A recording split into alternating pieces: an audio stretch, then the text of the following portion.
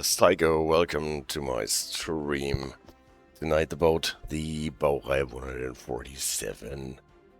Not the Baureihe 147, the Baureihe 145. Now I'm getting confused. There's so many releases actually happening, and yeah, sneak peek. Tomorrow is the release, and I think we should just have a little peek at what is happening with this locomotive. As always, heed the disclaimer, as always, experts see the radar, yes, the next expert locomotive, and there are a lot of expert things. The only thing what I've seen so far is a bit the tutorials, and I think this is where we are going to look at first, and then maybe drive it in one or two scenarios. So let me find my stuff. As always, I got this stuff free from DTG for being an ambassador. Nevertheless, yeah, at least here I put the right number in it.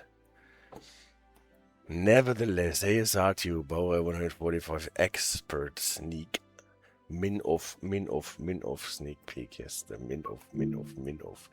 It's a very, very interesting feature of this locomotive. If you have to acknowledge by using your power lever, then it is a classic that this locomotive wants you to min off with your power lever, otherwise it will not consider anything acknowledged. And you need to do it slowly because it only updates with a cycle of about 1 second. So if you do it too fast, then it won't see that it is going to be updated. Let's check the introduction. And we have some voiceover in the tutorials, so I don't need to read it out. But nevertheless, we can discuss what is happening. In this training module, you'll be learning basic driving and freight operations on the BR 145 electric locomotive simulated to expert level. You'll now go through the steps needed to take over this locomotive. Start out by inserting the reverser and moving into the forwards position. This activates the cab and selects the direction of travel. Alright. Please configure the signal lights as headlights for this cab to let others know this train is operational. Alright. So, for everyone who is not a Looks like German it's a native. bit cold outside and the windshield fogged up. Enable the windshield heating as indicated.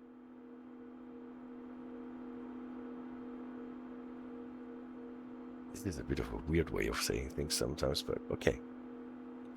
Windshield fucked up and we need to demist it.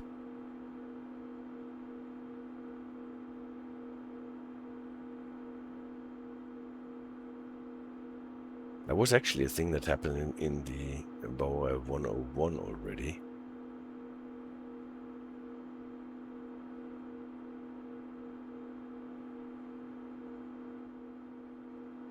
Release your brakes now and apply some power to drive over to a small freight train we have prepared for you.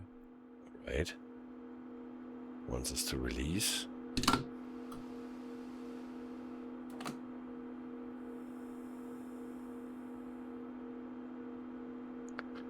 Before we do anything else,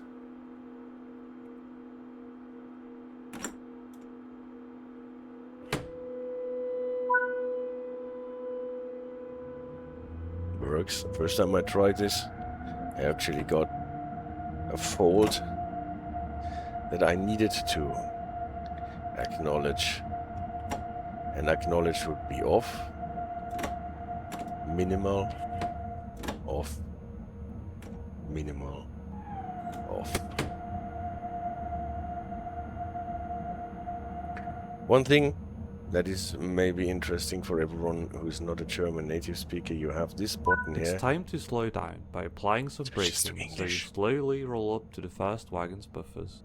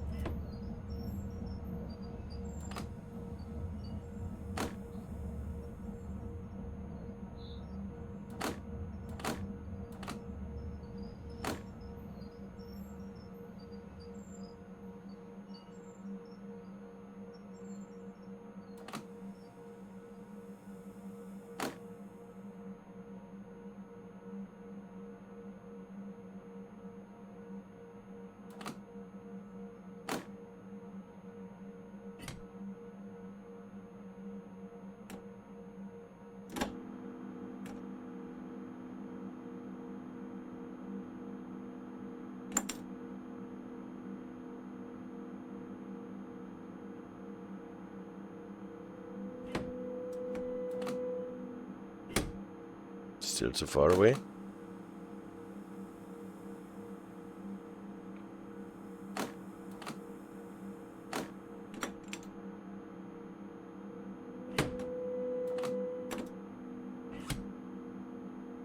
Still too far away.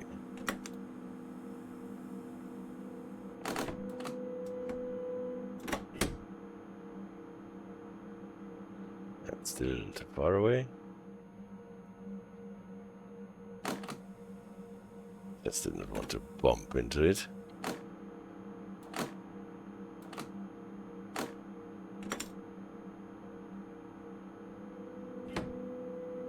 Before exiting the loco to couple, we need to make sure Moin, the loco moin. is secured. Apply the direct brake and also turn off the signal lights on this end. Okay, direct brake. Signal lights. Akura, moin. What did I miss? Not so much. Two things that I said. Actually, ASRTU said it. In case you have to acknowledge something with this throttle lever here, like for example, some sort of a fault requires you to quittieren, to acknowledge with this, then you have this off, min, off, min, off movement. So set it twice to min and in off again, but not too fast because the update cycle is rather slow. So maybe not faster than with within a second of each. So they told us to turn the signal lights off because we are coupling now, and this is one feature of the expertism of this locomotive. The coupling. You'll now enter the so-called burn rectangle. Den Berner Raum. Duck under the buffers to reach it. Now, regarding coupling correctly, there exists a set order of operations. First, you take care of the screw coupler. Go pick up the coupler of the wagon. It doesn't explain it, but why do we use the coupler of the wagon? I think we have discussed this already on my stream. We're using the coupler of the wagon because in case Now, it tighten breaks, the screw all the way. then the wagon is out of service and not the locomotive. Now we screw it tight. Next up are the air hoses. Please remove the indicated glad hand from its mounting bracket. Here on the locomotive we have two. On the car we only have one, what is typical if we use freight cars. This is the brake pipe. The brake pipe hoses are always the ones closest to the coupler. The outer hoses, if present, are for the main reservoir pipe. Please pick up one of the glad hands now and connect them. Das ist why it says Hauptluftleitung hier, HL, und Hauptbehälterleitung, HBL. Now we connected it. Last but not least, open both angle cocks associated to the hoses you just connected. So it does not give you a specific sequence for that. Good job! If you need to uncouple, simply undo these steps in reverse order. Correct me if I'm wrong, but I would open them in the line of the, or in the sequence where the air is supposed to be flowing from compressor in the locomotive towards the end of the train.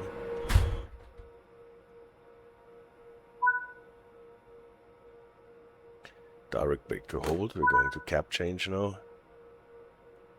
Move the reverser to off.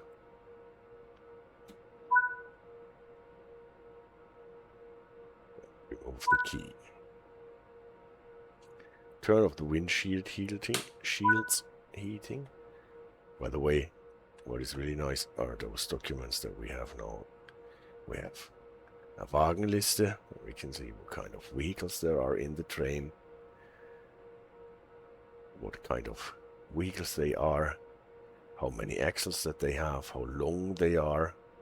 How heavy they are. and what kind of a brake percentage they have. They also put my name in here, very nice. The name is cool, yes. And some of those things you can actually switch around. I've not been able to look a lot.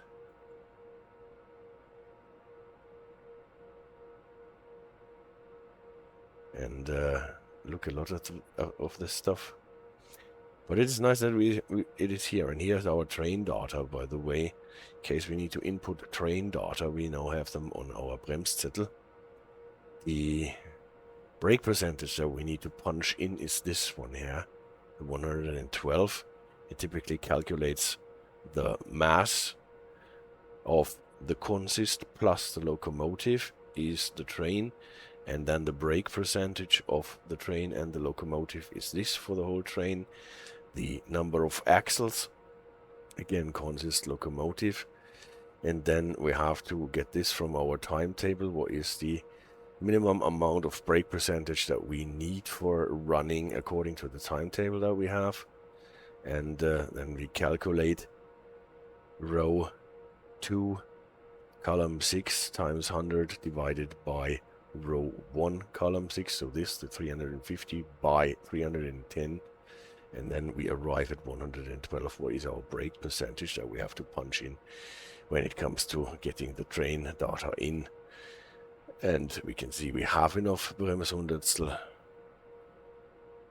Yeah, and the other stuff we will discuss when we get there. You can also find the length of the consist plus the loco, what we have to push in for the train data.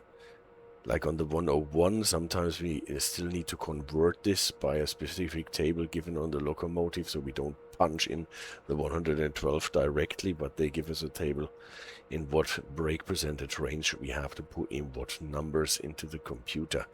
If you remember doing this on the one video with the 101.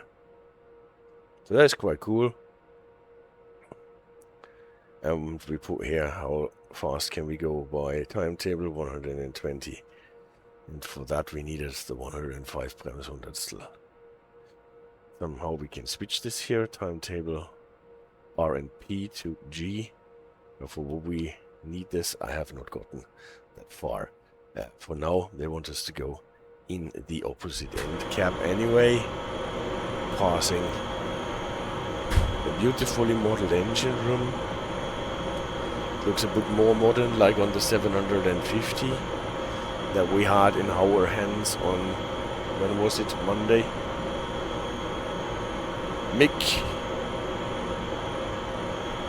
Mikimco, hey, you stream really well, thank you. I love to become your dedicated fan and support. You mind adding me on Discord? Alright, I'll consider. Thank you for your message on the stream. I come back to this after the stream. Now we're here. Insert the reverse key. Zugbeeinflussung. So obviously we have night mode 2. Set the signals to headlights. I have to get up again. Windshield heating, so that our... Every time the air pipes get reconfigured in any way, for example, by moving an angle cock or by coupling and uncoupling, and also after an overcharged brake was released using the distributor release handle, a full brake test is required. You can learn to do one yourself in the Freight Train Preparations training module. For now, I will take care of it for you. So he will do the brake test for us, what is nice because that is a lengthy procedure. And since we coupled up, we need to do a brake test. Brakes checked and operational. Let's drive for a short bit. Yes. Release the brakes. Because freight trains are usually long enough to have a significant pressure gradient down the brake pipe, you must overcharge the brake pipe to 5.3 bars every time before departing to ensure all brakes release. That's also a nice thing that they acknowledge this after all. Apply power.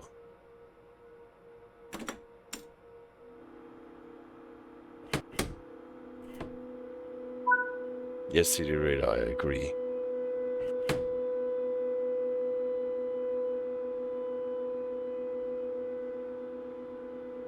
I totally agree.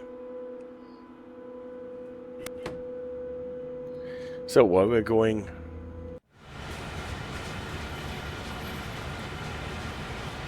the DLC comes with 4 types of freight cars, a new one and 3 ones that have been upgraded to work as expert level, from what I've seen.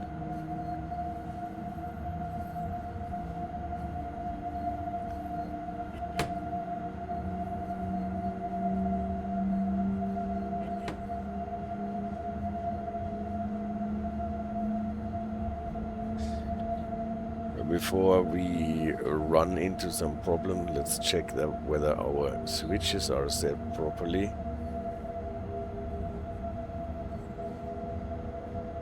Ah, there is one that wasn't. We don't want to damage the switch by cutting it open.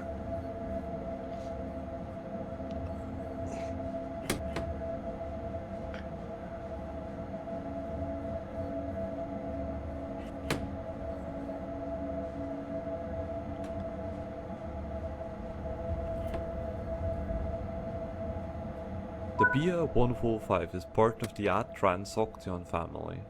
It's regarded as the predecessor to the successful Bombardier Trax family.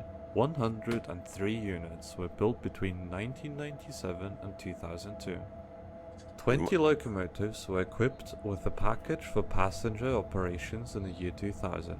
Due to a modified powertrain, the passenger variant was allowed a top speed of 160 km an hour, that's 99 miles an hour, but today the entire fleet is limited to the same 140 km an hour, 87 miles an hour, as the non-passenger variant.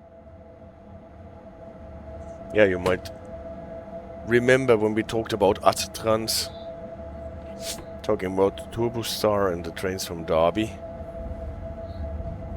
And it is obviously the same AdTranz. And in AdTranz they brought together the designs for the 101 and for the 145.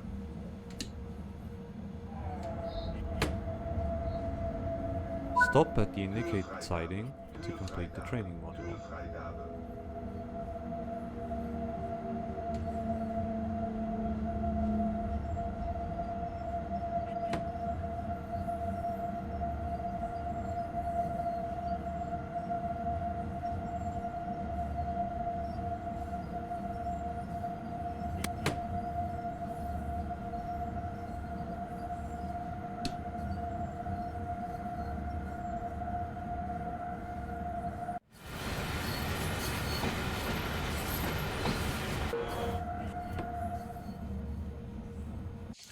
From the exterior, what distinguishes this locomotive from the Traxxas is its thatched side design. At least in my opinion, that is the most apparent difference.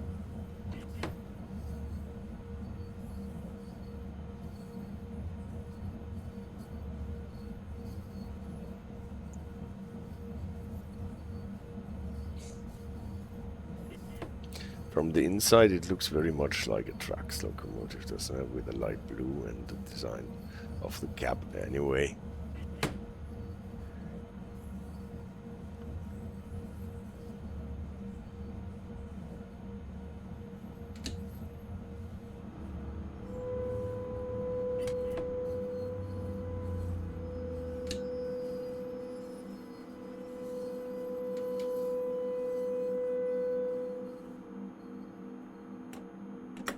Good work. That concludes all of the basics of operating this locomotive. Alright, that was the introduction that showed us how we can couple in this. Let's look at what else we can find. with this locomotive.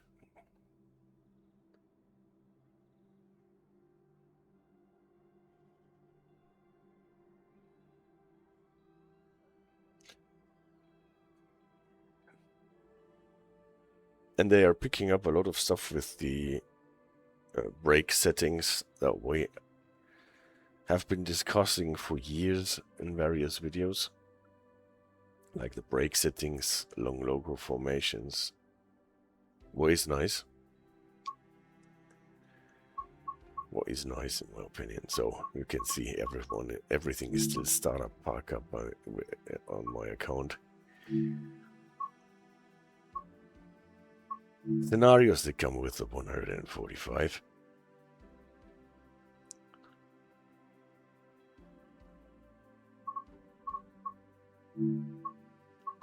For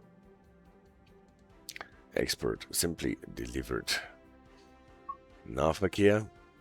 There we get the 145 with the Nahverkehrspaket, with this special equipment that allows us to run regional trains of Abwägen and Faulty Friday. I have no idea what we're actually encountering in those things, but we will look at it. So those 4 scenarios in the you can also look at the timetable services, and if you look at the expert, we have 3 versions of this one locomotive. Ralph, hello, sorry I'm late, I had things to do. Yes, write the manual, this is what you're good at. Ralph is the guy who wrote the manual for the 145, and it is available already. I think I got it from those jump scares. Sorry, this time I did not blow my nose, I just saw something happening on the chat. So what you get is the normal version, so to say, of the 145, the freight version, without the special equipment that you need to run regional trains. How did it go so far? I have not seen super much of it so far, but a lot of things that I read in the manual were really helpful when I did the training missions, and the bluish livery looks fresh. Yeah, I also like the blue livery, and this is the one with the Nahverkehrspaket. So those 3 versions are more or less in the DLC pack, and it is supposed to live on the Leipzig-Dresden route, but it also substitutes freight services on other routes, as you can see, Bremen-Oldenburg, Leipzig-Dresden anyway, Salzburg-Großenhain, Frankfurt-Fulda, Frankfurt-S-Bahn, Hauptstrecke Hamburg-Lübeck, München-Augsburg, Hauptstrecke Rhein-Ruhr, Pfälzer-Ludwigsbahn, Main-Spessart, the old Dresden, Rhein-Ruhr-Ost, Ruhr-Sieg-Nord, the old DLC that I like so much. Not Livereds. No, it does not substitute on Livereds, I'm afraid. That's too young for that, I think. Schnellfahrstrecke Köln. It substitutes Kassel-Würzburg as well. And on the Taranto-Rampe that we just played recently. Again. That is, most of it is freight. Not electric. That makes also a difference, I have to give you that.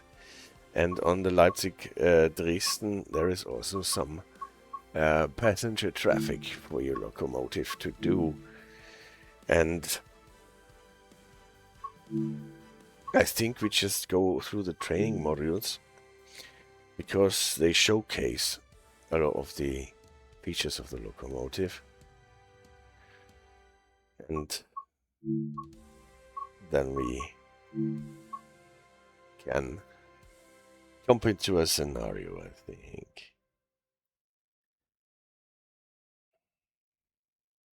Now, start up from cold. That is always a lot of stuff to check and do. Welcome to the driver training on the BR 145 Expert. In this training module, we will be going through the process of starting the loco from a parked and powered off state. This is referred to as a V1. As we are trying to reduce our paper usage, the written checklist is only available as a PDF file. in the BR 145 expert manual available online. Yes. You can of course always print it out on your own if you want to. Before entering the cab, conduct a few simple visual checks. First, look if overhead electrification is present above the pantographs. It is Now, present. walk up to the loco and check if at least one of the exterior brake status indicators shows red with a black dot. This indicates an applied brake. Yes, and now they actually managed to get the dot only in the red one, not in the green one. Because you remember this is for people with the color blindness, the red-green color blindness, so that they can distinguish between brakes applied and brakes not applied. A manual is indeed available as a PDF file. Why do you call him VO? Also check if the track is under the locomotive, says the CD radar. Yes, it actually says so in the manual. Check if there is an overhead catenary. Otherwise, don't start your loco. The voicing over, I see. The voicing over. No, I know. Yes. Don't try to start the locomotive if there is no overhead catenary, and it is sometimes missing. That wouldn't be the first time. Start the battery now, and while the loco is powering up, check if various switches are in the indicated default position. So we're doing a lot of checking now. First, battery switch. You will see it here. Whoop.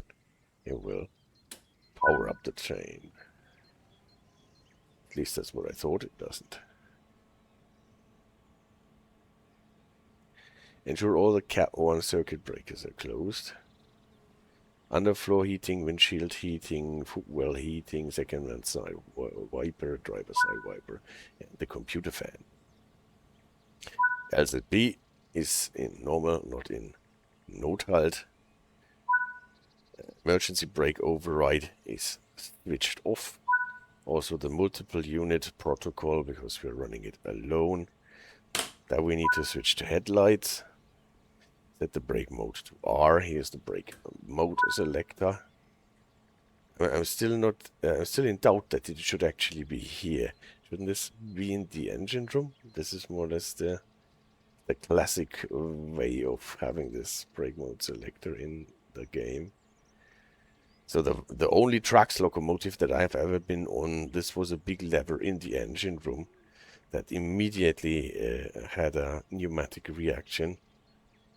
So in case this has been different in this precursor locomotive, this is still a thing that is, well, traditionally not as it is in real life. Auto for both pantographs. Ensure both auxiliary traction control levers are off. Those are the one next to the windows that we can use in case that we need to put our head out of the window. Please sit down in the driver's seat and activate the cab.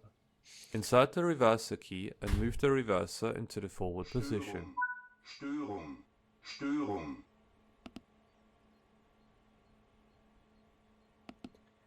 Störung, Störung. Let's see what we got in terms of, well, the brake pipe pressure is too low. That is not surprising since we did not fill it yet. So again, with this you can switch it to English. That is not prototypical, but it is a big help if you don't understand the German. To be fair, main reservoir pressure too low. Yes, Hauptbehälterleitung zu gering. We don't have any pressurized air prepared so far. Zugbeeinflussung. This activates the cap. Störung, Störung, Störung. We have to check that we Next don't up, have the AFB ensure on. the parking brake is applied properly. A properly applied parking brake is indicated by the parking brake apply switch lighting up. This only works if the pneumatic brakes are released. In other words, if the seat pressure is low enough. Please release the pneumatic brakes now. So in case that they are not working properly, our parking brakes, then we should roll away, because now we are releasing the pneumatic brakes. You can see how the brake pipe pressure drops. Then we have to check whether the switch is lit. Yes, it is lit. Now, we check the loco from front to back. Starting in the machine room and ending in the second cab, confirm all circuit breakers, isolation switches and valves are in their default position. Ah, now the parking brake is actually marked as applied and the other ones are not applied and released. That is good. So the outside indicators are actually working. Just to also put it on the table, a manual update will be made. Biggest update will be extra precisions on the ZDE chapter. Alright. Zugdateneingabe. That's what you're talking about? Okay. We had a video about the train data input anyway. So maybe we'll come back to this. Here we can turn on the light in the engine room. And now we check out the engine room. All the breakers are on. All the breakers are, the blue ones are in. Yes. All the breakers are on. And we have to check whether anything of our safety systems is isolated. No, it is not. Okay, more breakers to check that they are on. Now we're getting to our pneumatic rack. We have some operable valves here. We have even valves where we can get the water out of the piping if necessary. And now our Sifa valve needs to be open. It is actually closed so that it does not work. Pantograph cutoff is open and nobody closed. Circuit breakers in the HPU2, that is over there. And there. And then we need to go into the opposite end cap. Here it is still set to headlights from when the locomotive was driven here. You can see on this end there are not that many switches. We have the corresponding breakers for the heating and for the wipers and for the cooler for the computer. And Ralph says, yeah, because you can also change the timetable class from PR to G as well as the max timetable speed depending on the minimum brake percentage. That was missing, especially for the for the BRA and the VM setting. I've seen it in the document that you can switch it. No, we don't have a working one here. Don't have a Wagenliste, but here you can switch it between G and R and P, but maybe only if we actually have bars attached. Here you can't do it. Okay, we're checking our stuff. Here is also Notbremsüberbrückung. And we're supposed to sit down here. Direct brake and hold, yeah, this is where it belongs. Ensure both auxiliary traction control levers are off, off, off. So we actually have 4 of them. And we're testing the horn. Works. Störung, Compressor is on. Also on the secondary cab. AFB is off on the secondary cab. And then we're turning on the signal The and loco instrument is now lights ready to connect to the 15 kilovolts overhead line. in the rear cab. Return to the first cab for that. That is something that I would not have expected, actually, that we have to turn on the lights on both ends so that they work. So it was about here that I found the lever for switching between P and G on the one tracks that I was on, but it was a 185 for tracks too. So maybe things are different now. Raise the pantograph to get power. Alright. We have enough pressurized air in our aux reservoir to get the pantograph up. We don't need to do that like on any other older locomotive like we had on Simrail, the 163 for example, or the big. We can just raise it. We hear this nice sound. Pick. We see it hit the overhead catenary. Good thing we checked that there is one. And then we close this main Now, circuit breaker. we need to conduct one of the many types of brake-related tests that exist in German railways. This one is a brake system preparation, bremstechnische Vorbereitungsarbeiten. Follow the instructions on screen.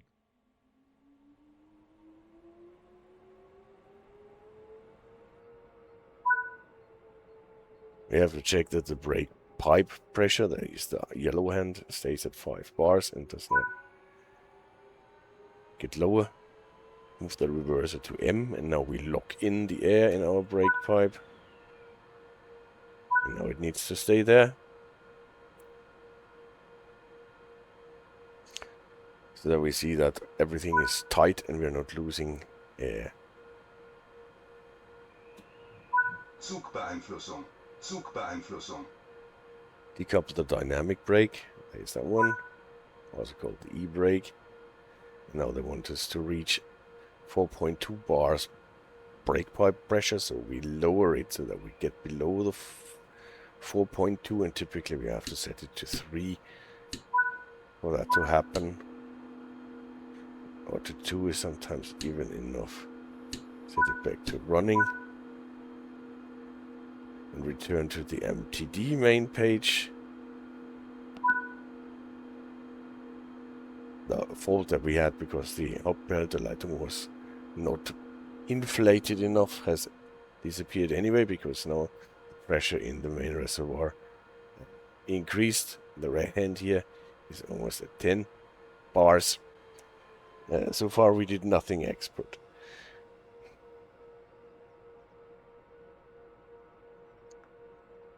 Now we're doing something expert. Open the maintenance page. Open the test page. And now press the soft key 5 to switch from one brake computer to the other. Now we have to wait for it to change. Now this one is turned off and this one is turned on. And now again, lower the brake pipe pressure to 4.2.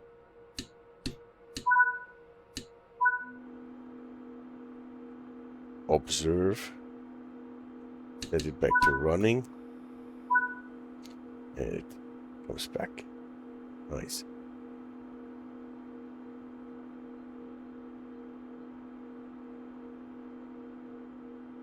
Apply the direct brake. Check whether we are getting pressure in our brake cylinders without the brake pipe decreasing in pressure.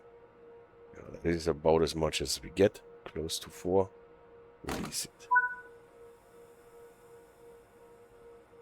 Please now test the safety systems. Start by initiating a PZB LZB test via the left-hand MTD screen. In case the MTD has failed, a backup hard key exists below the indicator rows directly in front of you. Here. But they want us to start it here. From the Zug-Besi. Here are train data. We are still running with basic data because we didn't put in any more accurate ones. Prüfen. Zugbeeinflussung. And now we're running through. Zugbeeinflussung. Zwangsbremsung. You can see how the indicators are coming on and off. Zugbeeinflussung. We hear the Zugbeeinflussung. voice warnings. Zugbeeinflussung. Soon we will see how the Führungsgrößen for LZB will happen on our speed clock.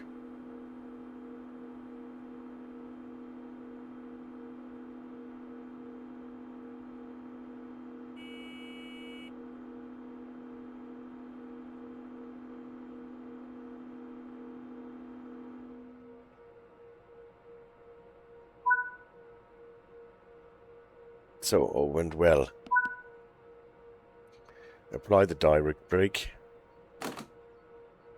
Because now we're going to For the release the Sifa test, Federspeicher. you must hold the Sifa pedal down Sifa. for 35 seconds.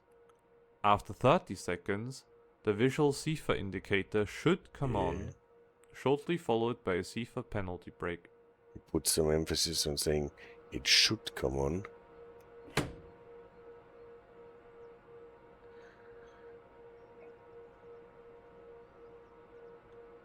So wait for half a minute.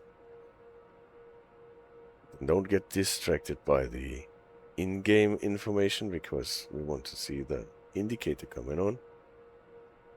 And last time I missed the indicator because I was looking at the message that told me that the indicator had come on.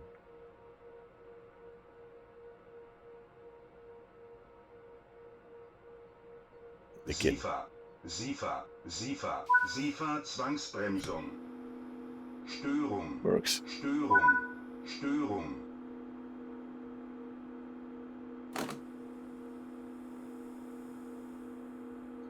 Release the parking brake.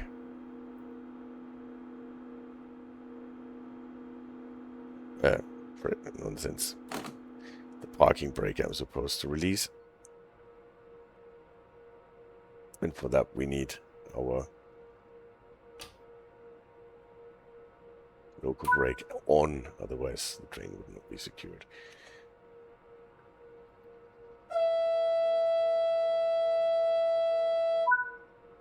That was the horn. Now we can switch off the lights in the engine room. Conduct a roll test now. The goal is to ensure no brakes are dragging. Release all brakes, apply a slight amount of power, roll a few meters without any power applied, then come to a stop with a noticeable jerk. What I never really understand is how they choose the people for the voiceover at TSG.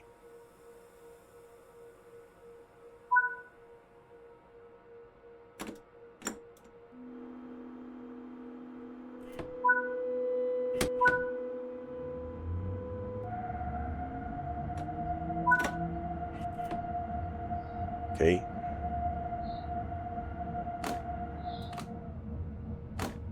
Can't apply it.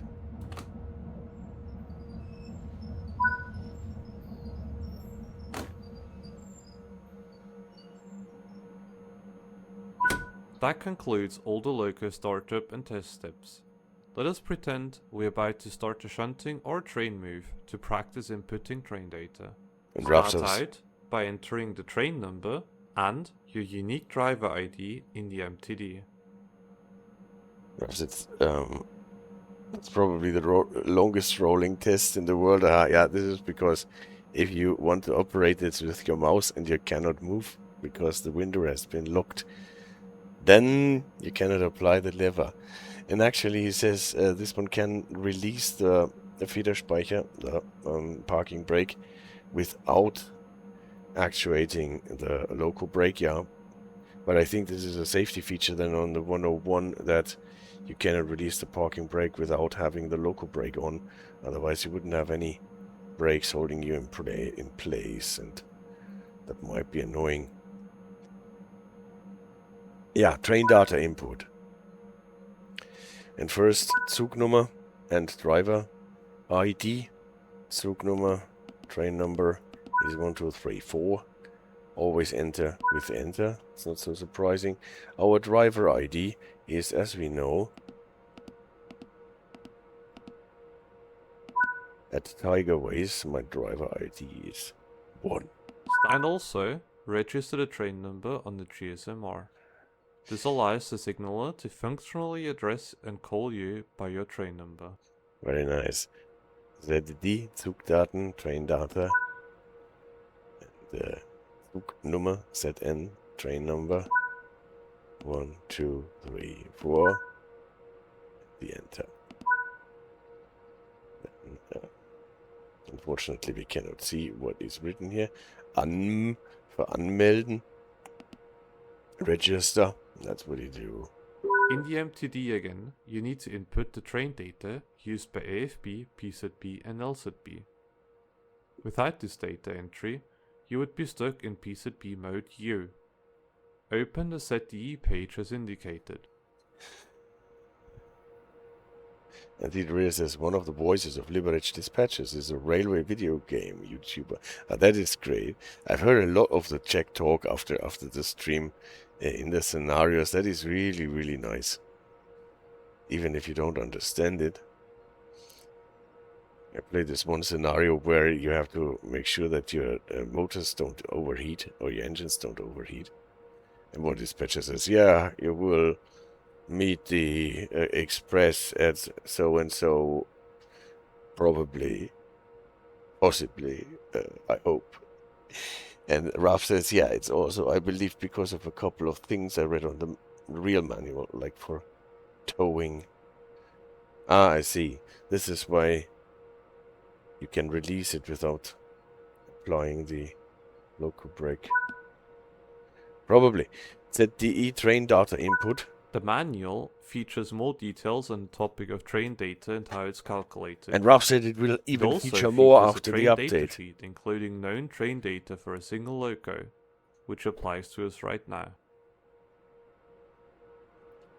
And now you know how that works. If not, you can go back to the video about the 101 expert. We discussed it in length, how those train data are calculated.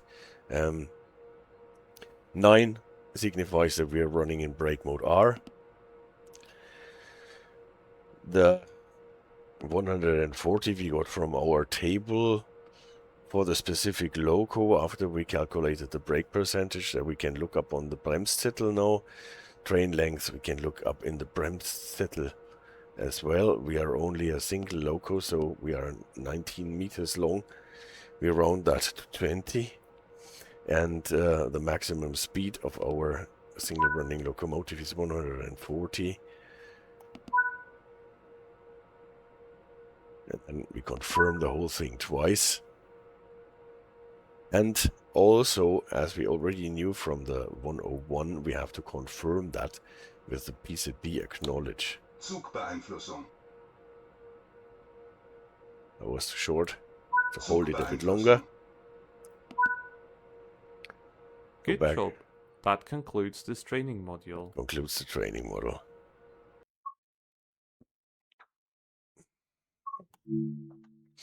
Let's do the thing about the safety systems. A nice thing, as always, if it happens, you will have the locomotive spawn with all the safety systems on. And this is actually the only way that you can. In this training module, we'll be discussing how to enable and disable the safety systems on the BR 145 Expert in order to customize the gameplay experience to your playstyle. We're starting out in a classroom today to look at how the Expert mode game settings affect the safety systems. But no teacher. The Expert mode setting can be found in the Player Assist category and can be either on or off. At least you can look around.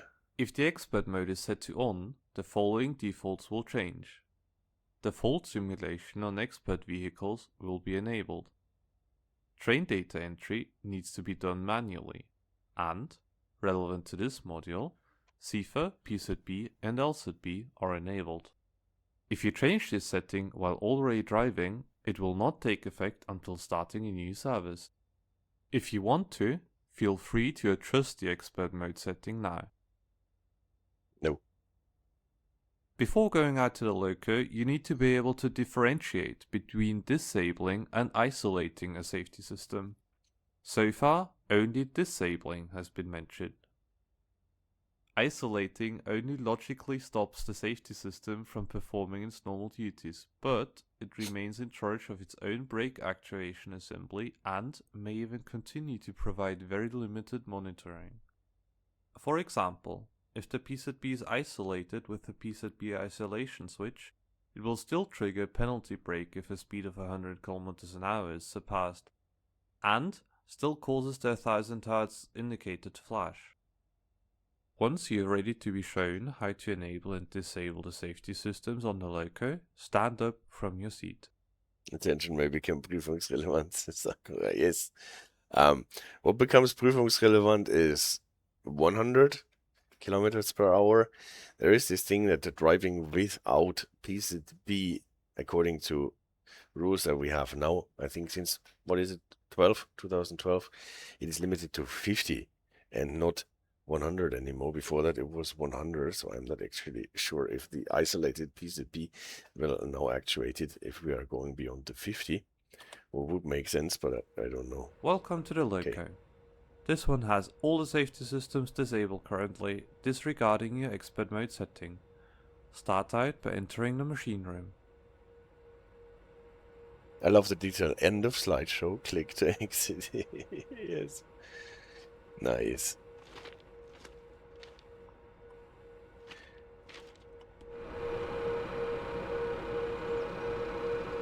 It's in the engine room where we are supposed to walk to. You're now standing in between the LSS panels and the pneumatics rack. From here, you'll receive on-screen guidance on how to enable Sifa and the PZB LZB. Here.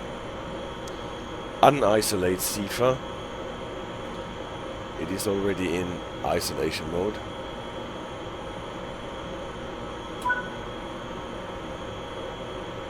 That is Sifa, isolation switch. Now we unisolated it. This is the valve. We can't really see it because it is hiding. And as long as the valve is closed, it can't do anything. Now it is open, it can. Close the PCB circuit breaker.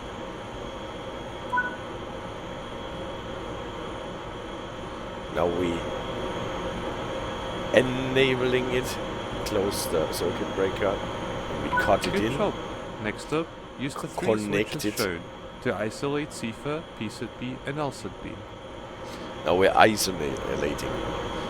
We're not disconnecting, we're isolating. And that is easy by pushing the buttons for PZB and LZB and for Please switching the switch unisolate for the all Sifa. three safety systems again, so the next driver of this loco doesn't get confused. That should be a general Now, rule for every please DLC in disable the game. Sifa and PZB LZB. The procedure is the same as when enabling, but in reverse order. Cutting off the pneumatic connection to the Sifa, so it cannot drain the brake pipe anymore. And we're switching it to Störschalter 2. Same goes for the PCB. Cannot drain the brake pipe anymore. That's all there is to this training module. Well done. Yeah, that was this. Yeah, and it's great how things, if you look at it really, really closely, how much you can learn and how much those locomotives are teaching you. Did you see one of the 145s in real life, Ralph? Zugbeeinflussung. Zugbeeinflussung. In this training module, you'll learn how to deal with fault messages on the left-hand MTD display on a general basis. I saw a few 101s, but I don't think I ever spotted a 145 before. The Störung voice alert and the flashing yellow box on the display are indicative of a new fault which just occurred. Open the fault overview page with the ST button. The cab 1 driver's side wiper circuit breaker has popped, it says. This page lists all currently active faults with their current state and time, an abbreviation for the system and subsystem the fault occurred in, the fault code, this fault's acknowledgement state, and a human readable title. Every fault has two fault resolution texts attached to it, accessed via the V bigger than 0 and V equals to 0 buttons next to the SD button respectively. The V bigger than 0 button has fault resolution help tailored to a train in motion and also features a bigger font for easier readability. The V equals 0 button's text is often not useful while in motion, as the driver must remain seated while driving and should concentrate on driving duties as much as possible. It's simply asking us to try and close the circuit breaker again. Close the V equals 0 page with the C button again first, please. Yeah, as it says here, with this button you can switch it to English. Not prototypical, as I said, but it was, well, because they want to sell this DLC to people who don't understand German. It is understandable that they built that in. Whereas in the Czech train, the 843, there is, I think, prototypically a switch where you can switch from Czech to English, but this one does not work.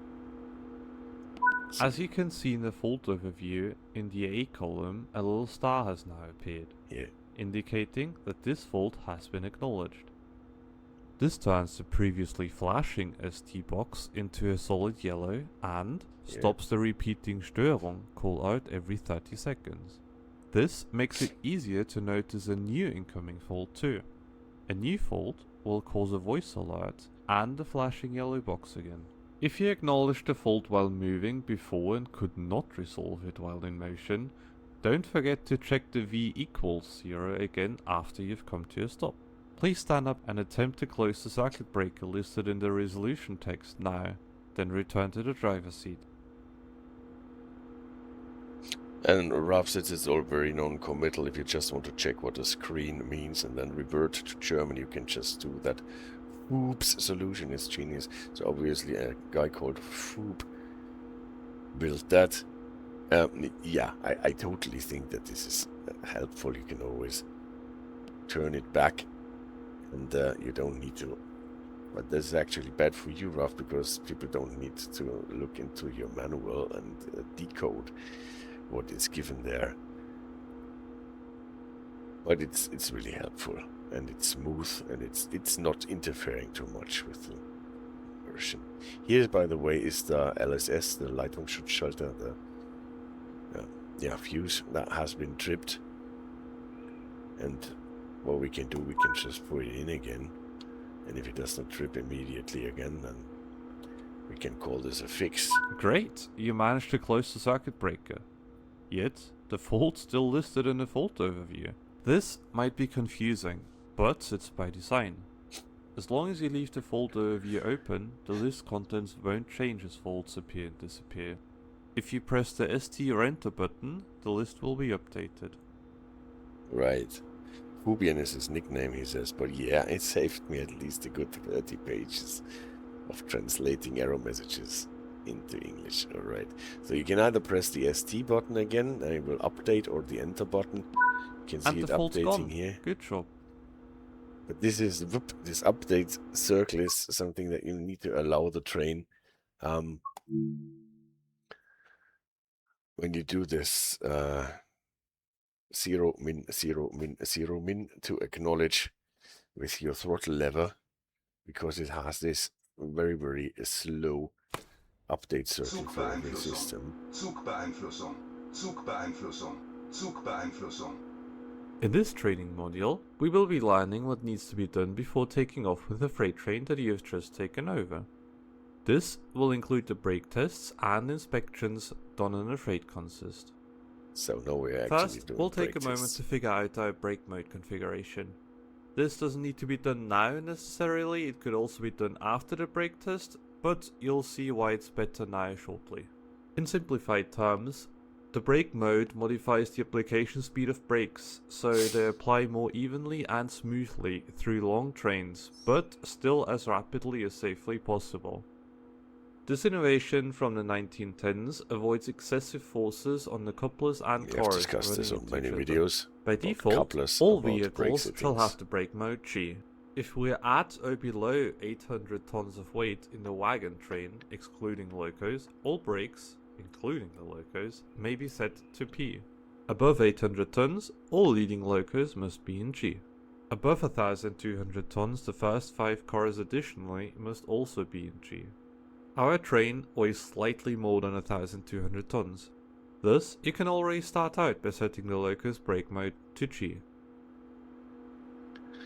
And above the 1600 tons it will not be mentioned here, because then it gets complicated whether you can run the train with the long loco formation.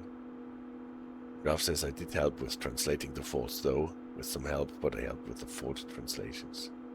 Alright. To be more precise, not the whole train weight, but wagon train weight. Yes. And LWD Adnan is raiding with a party of 4. Welcome, guys. Thank you for raiding. And nice to have you on the chat.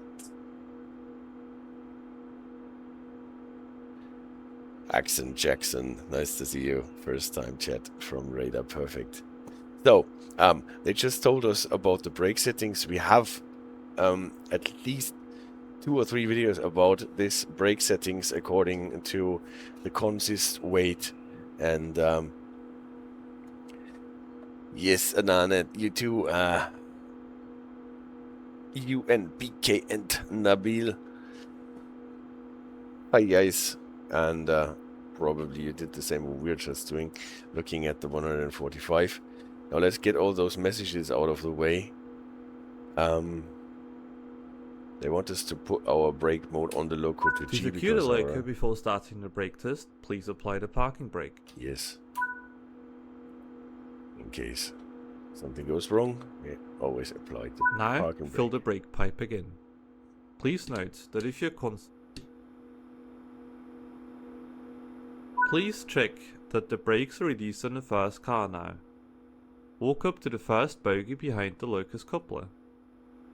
Left side, right side. We do that one.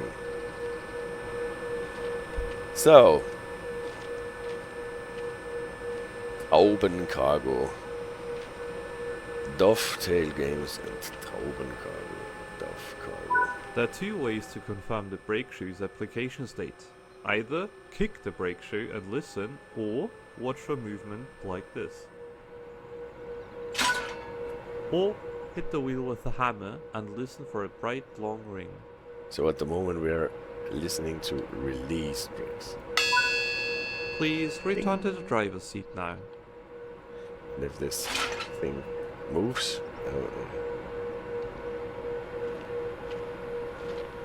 Oh, we've got the new Taschenwagen now, I completely forgot. Yes, those cars are actually the ones that are really new, because we did not have them before, and you can fit a whole trailer.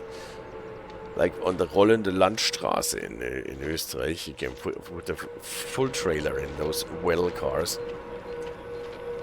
And the Habines, box cars, the tank cars, the Z cars, and the, what was the third one? I think the flatbeds, the normal flatbeds, the SGs and RRs, they have been adopted You will for now expert check for use. leaks. Lock the driver's brake valve by moving the reverser to M, and make sure the brake pipe pressure does not drop by more than 0.5 bars over a 1 minute window.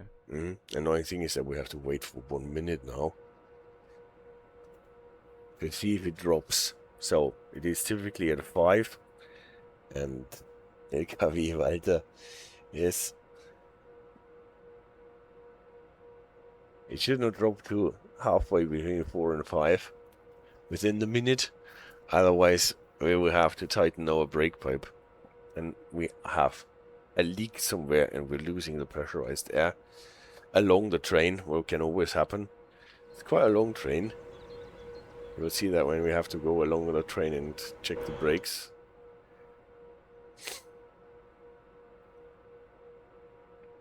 Well, first we have to wait our minute. It actually looks good. We're losing a bit of air out of the brake pipe as it seems, but not so much that we couldn't use it. Perfect. Please return the reverser to the forward position. And Ralph says, I cannot emphasize how important the freight train preparation is. During testing, when I wrote the manual, I've had some things that would have been very nasty surprises if I didn't correct them. And the DLC will certainly punish bad handling. Yes, that is a good thing. So, reverser forward. Now we're opening the brake pipe again, and the thing is, when the brake pipe is open and not locked, then it will always be replenished by Now apply the the brakes. main A reservoir. reduction of 0.8 bars of brake pipe pressure is recommended. Okay, again, now they're talking a reduction of 0.8. Before that, they told us to reduce it below the 4.2. That is more or less the same. Let's see if it works the first time. Last time it... It is No, now it works. required that you walk along one side of the entire train and check that all the brakes on all bogies are applied. If it's below 2 degrees Celsius, you should even check every brake shoe. We'll walk along the right hand side in this training module. This is a matter of taste, but if you check that the handbrakes are fully released while the brakes are still applied and you find an applied handbrake, you can simply release the handbrake and only need to re-kick the brake pad or re-hit it with a hammer. If you were to find an applied handbrake during a later walk, where we check all the brakes released, you would have to return to the loco and reapply the brakes after releasing the handbrake. So besides the handbrakes, you complicated, should also but we'll use this repeat walk as that a chance to inspect in a the second. couplers, angle cocks, distributor cutoffs and the wagon's load visually. Also keep an eye out for any general irregularities like out of place wheel chocks. Please check that the brakes are released on the first car now. Walk up to the Alright. Now we have to check everything. Screw couplers. Open angle cocks. We are here. This is one other one open. Can't really see it. We have to duck under to see it. Distributor, that is the one with the Schlaufengriff. With the red one with the grip that is like a loop. Now we have two ways of checking. Either we kick the wheel, no, we hit the wheel with a hammer, or we kick the brake shoe. So if you did not bring... Where is Hank when we need it? Yes, and Axon Jackson says, is there only one single model of the Taschenwagen or are there multiple with different floors? Actually, I have not seen more than this, but I just started looking into this DLC this afternoon, so I couldn't tell you.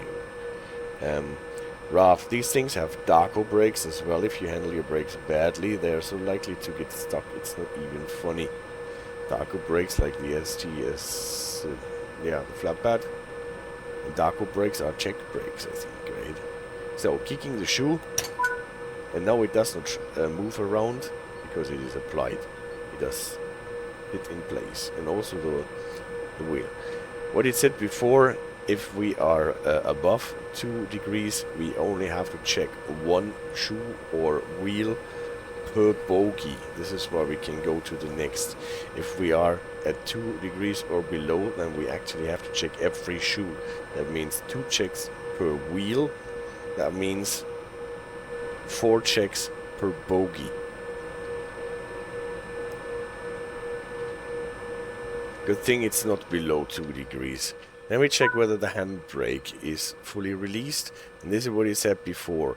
If we find that the handbrake is not fully released, then we just have to recheck the brake shoe on this same thing again. If we are finding an not fully released handbrake when we are checking the releasing of the brakes, then we would have to do the whole thing over again, because this releasing of the handbrakes could interfere with the proper releasing of the brake. So let's hit the wheel, and in the applied state it does not have this long ring but only this short clink. Okay, speed it up a bit.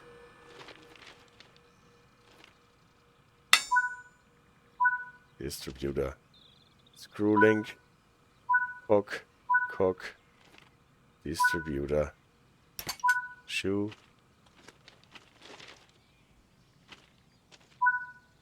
handbrake,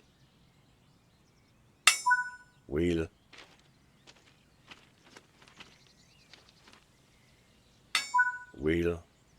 distributor, screw link, cock, distributor, wheel, handbrake, wheel. Why are we not checking screw links here? Because you remember those cars come in pairs and they are coupled together in a more or less permanent way here, so we don't have to check screw link couplings at this end of the cars. Wheel, distributor, screw link, cock, distributor, wheel.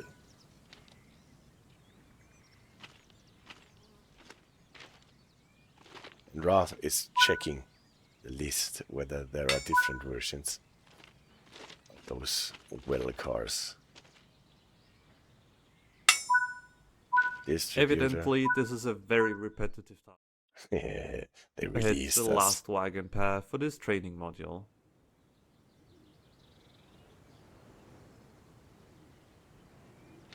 So, the flatbeds, the well cars, the Zackens and the Habines are updated for expert usage.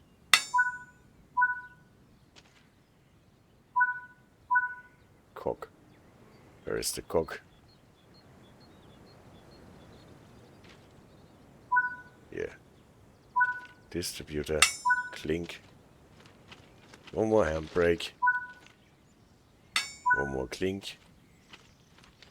And the last bogie. And the last distributor.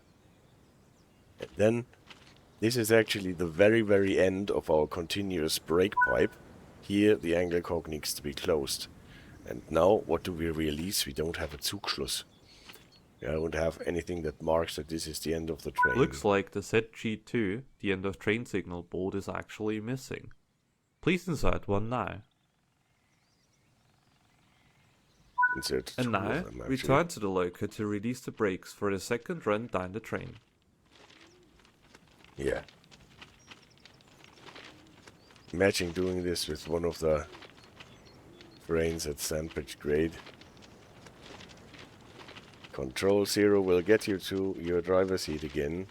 Look at that. Brakes are running. Now we're releasing the brakes. See how the brake pipe fills to 5 Now bars. it's time to walk down the opposite side of the train. Now the This cylinders are time losing. checking if the brakes have released. The same 2 degrees Celsius rule as before still applies. The couplers, angle cocks and distributor cutoffs do not need to be inspected a second time. Still, look out for general irregularities and issues with the load you may have missed from the other side.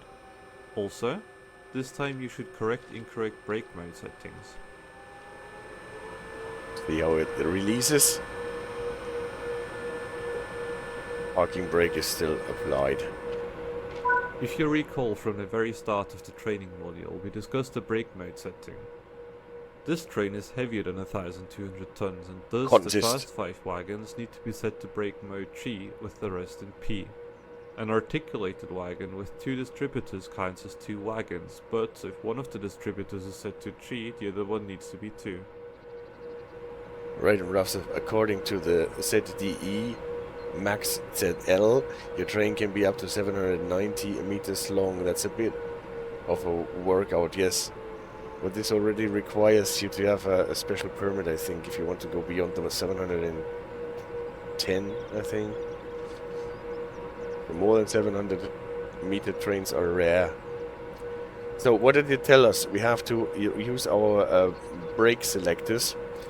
We have to run it in a long loco formation because the consist, not the train, only the wagons weigh more than 1,200 tons.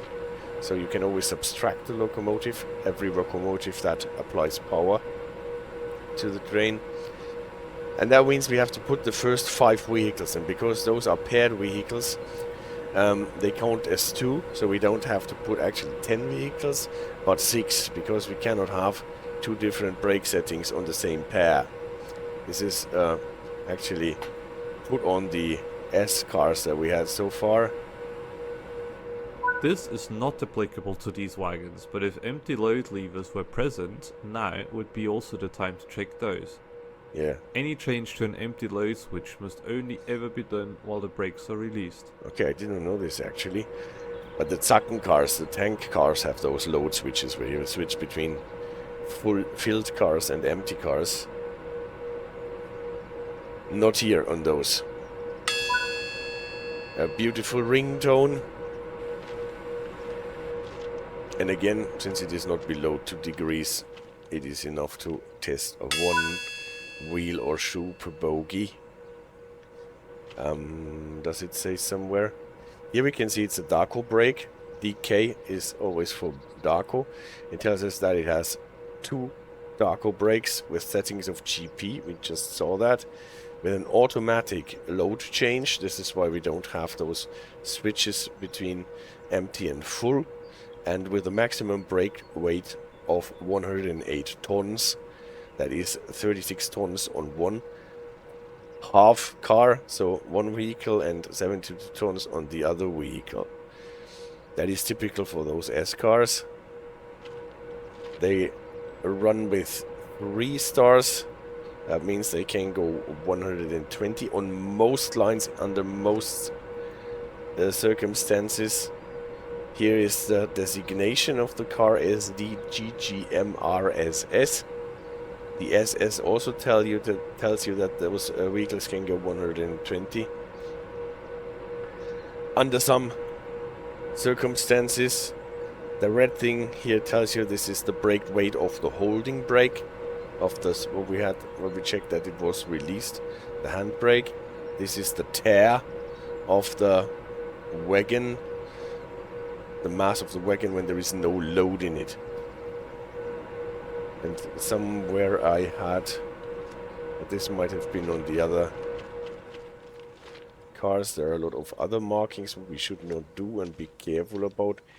But this posor message, this danger message, is not on those cars. And rather, basically, the empty load switches mechanically changes the brakes timing. I reckon I was told. At least something mechanical. Yes, it is mostly pneumatic. It does not change the timing, but the pressure. So if you attempt to change them with brakes applied, you risk breaking the distributor valve, and that means it's just gone. On wagons like the Tuggans, you're probably gonna be fine, but on some other wagons, you're gonna be in trouble. No, that is a good point that you have it released, because otherwise the pressure in the brake cylinders will be changed. But this load change should not change the timing of the brake, but it should actually add some additional pressure in the brake cylinder. According to the T-Druck on the automatic load changes and pressure, you're right, this is yes. Then we agree, that is good. At any rate, we have to set it to G on both pairs, on both single vehicles on our pairs. And then we can check our bogie again. Saved by the gong. Those will be the handbrakes.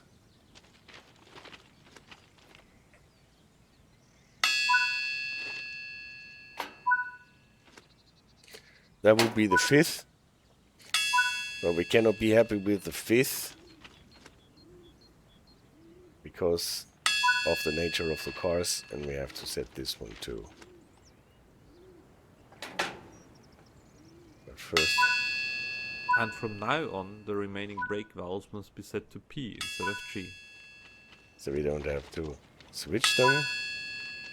It's actually something, every time I'm on a platform at the station and a freight train rolls through, I always look at the GP selectors and the load changes and try to figure out in what formation this train is running and why.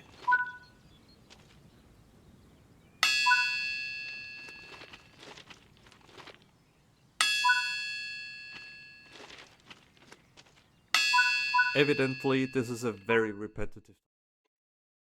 Skip ahead to the last wagon pair for this training module.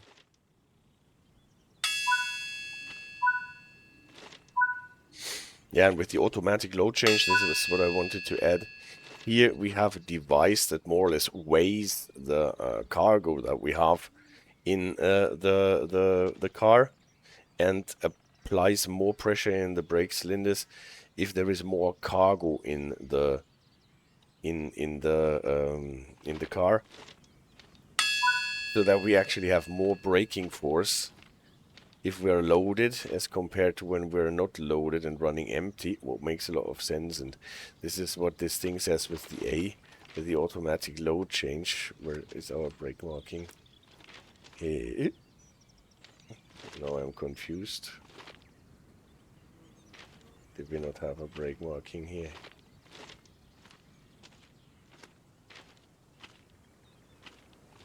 Why is there no brake marking on this side?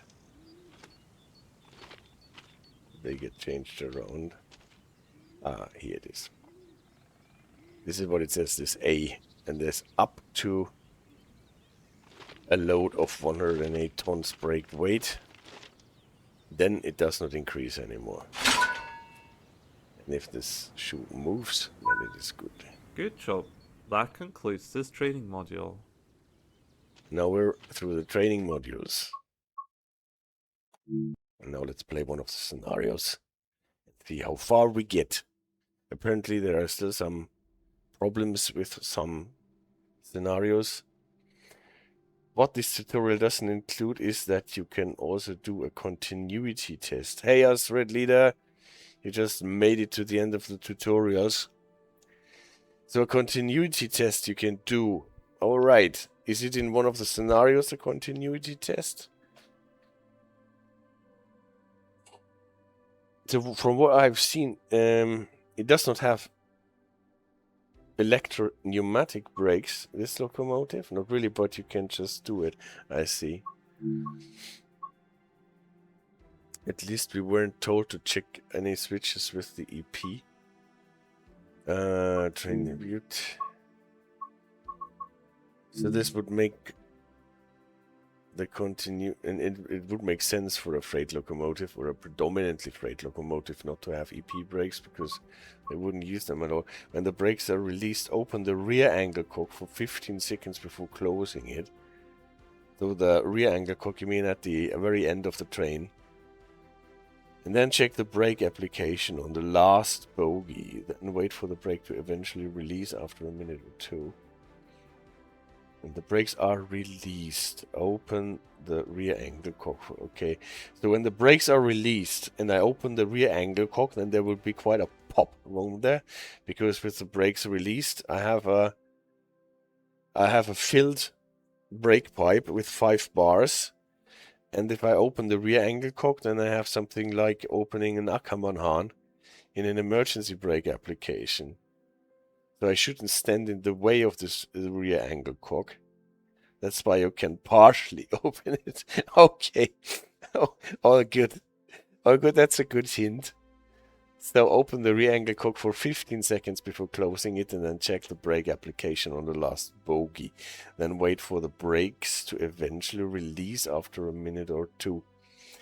I see. So because I open the rear angle cock, then the brake pipe gets deflated or emptied on the last car first, predominantly. So that makes the brakes apply on the last bogie.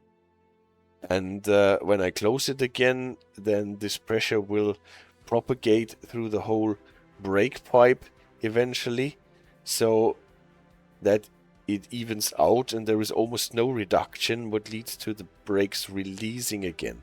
So this is how I understand what you're telling me. And the locomotive will refill the brake pipe eventually. Ah, yeah. So you do this with the compressor and the main reservoir connected to the brake pipe. You could use that pressure to fill the tires on those trailers. The City Raider, that is true. Or inflate some balloons for the kids. So,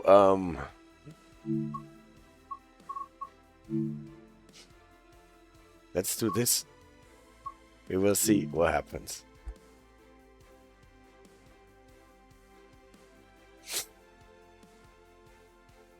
But even with the locomotive not replenishing the brake pipe on a long enough train, it should lead to the brakes releasing eventually, just because the reduction that you initiated at the back will propagate through the whole brake pipe and then even out more or less.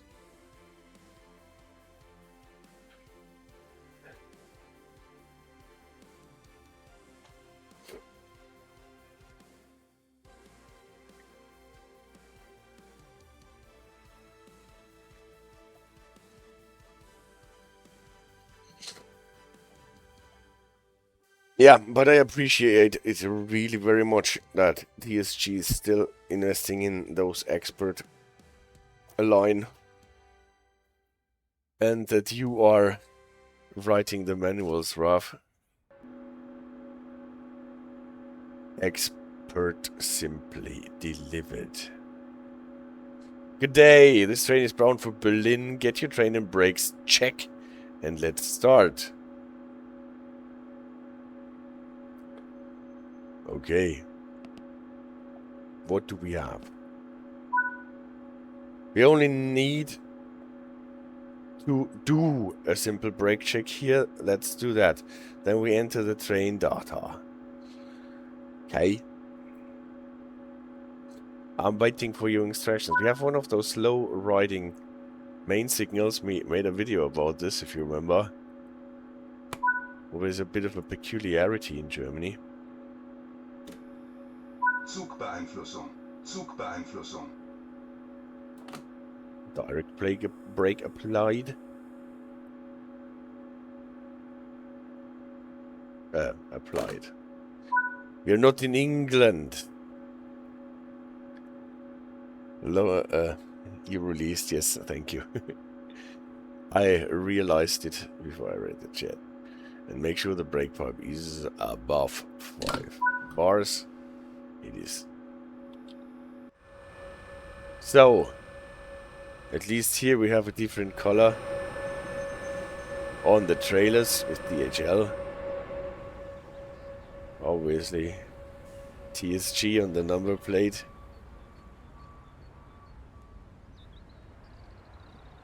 But the cars look the same. How many vehicles do we have? Quite a bit. Okay. Reach 4.2 on the brake pipe.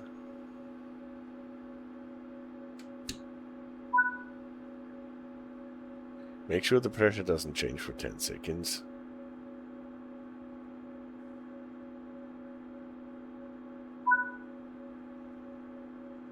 Back to running.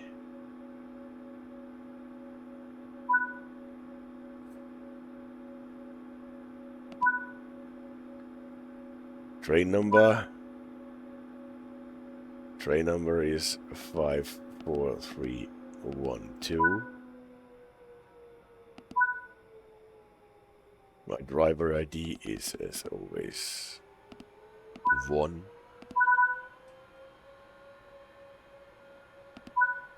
Same thing here. Train number, if you forgot what you entered, it is here again.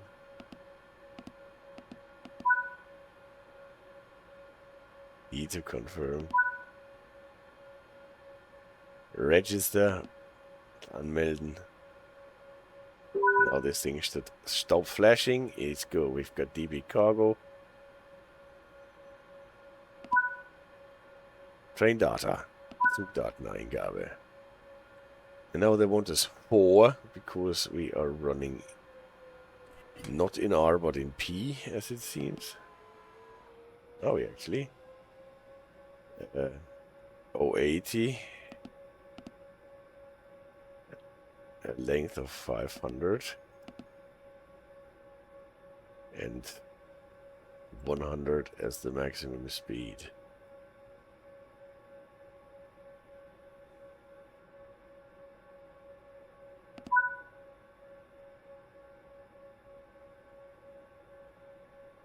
It wanted us to input 100, but it had the marker here.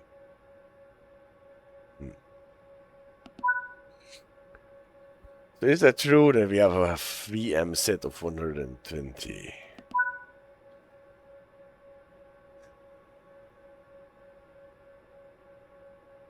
Should be on the Wagenliste, should not. No.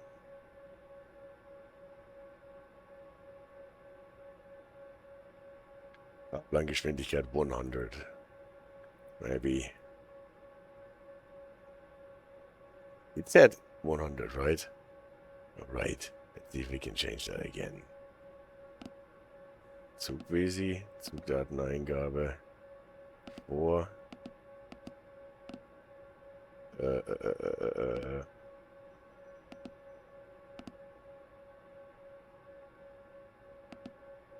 It was 5. No, it was 4. Oh, I'm getting confused.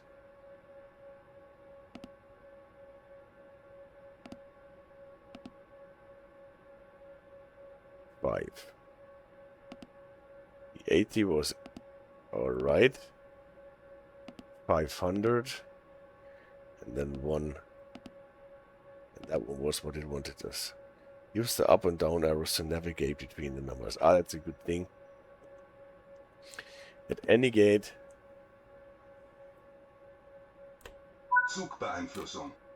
That's what they wanted us to punch in. Release the direct brake. Wait, it was 4.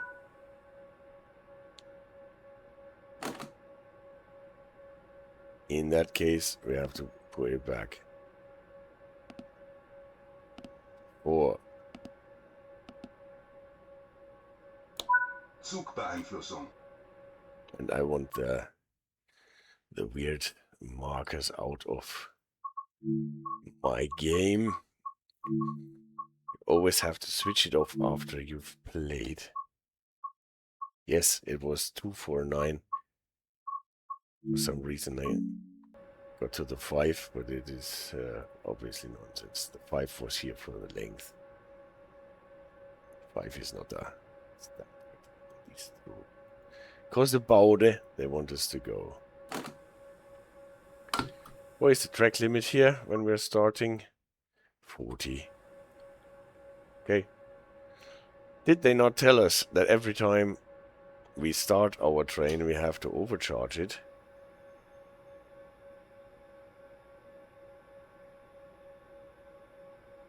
Why don't they require us to overcharge it now?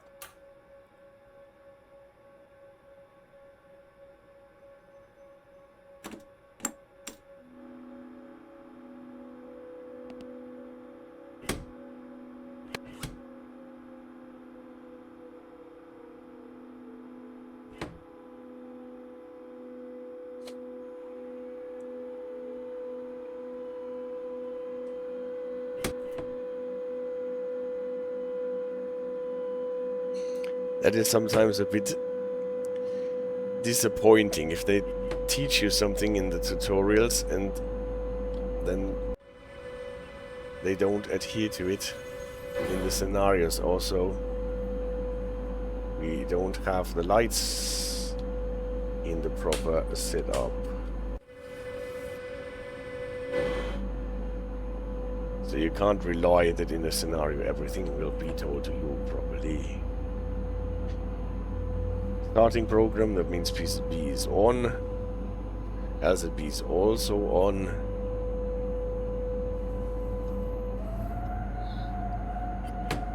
It happens all the time in trains in the world, yes. I know. It would be better if it... Also, I would like to have a SH1 here. Well, we don't need it actually, we already passed the red, a green signal. So maybe it's actually better it is.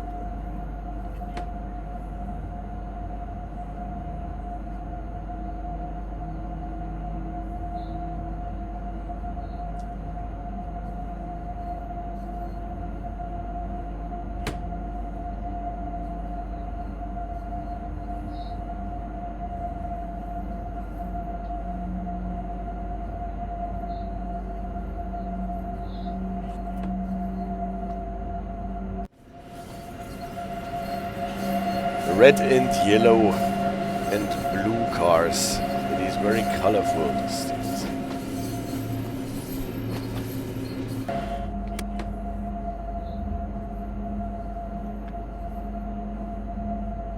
.90 track speed. We have a road runner on this locomotive. Probably not, huh?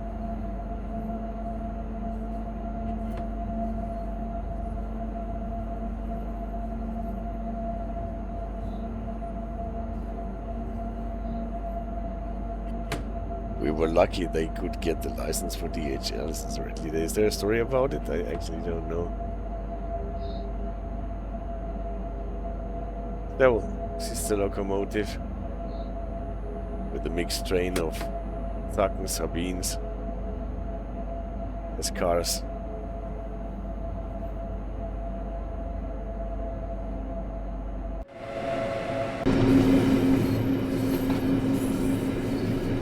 Now we should be able to accelerate to 90.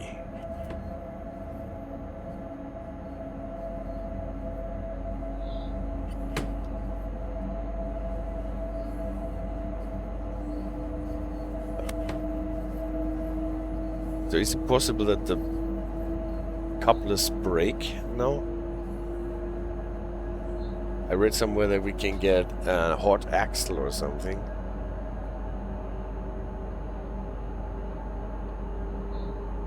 Well, just let's go and see. We have to stop at Cossebaude already. That is only not 3, that is almost 5 kilometers.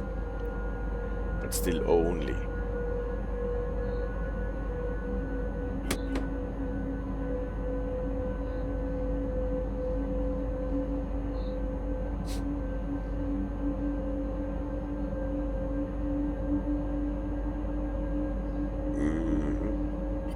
We're on this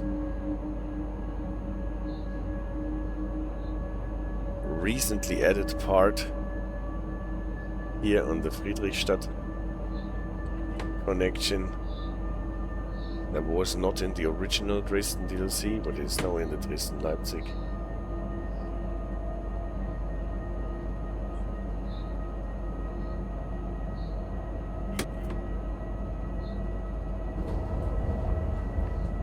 Ayo, se sieht die Radar.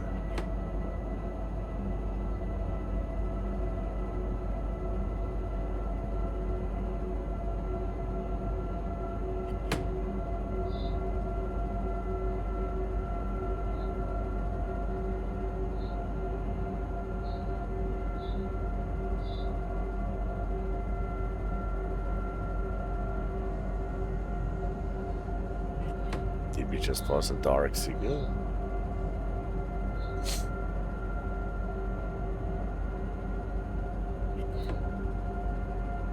There is the ETS2 spot.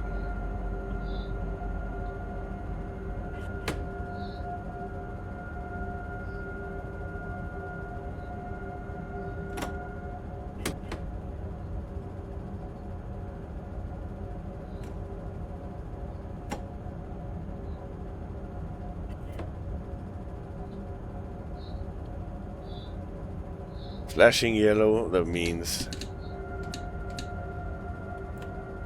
Zugbeeinflussung. Zugbeeinflussung. where's my 1000 hertz?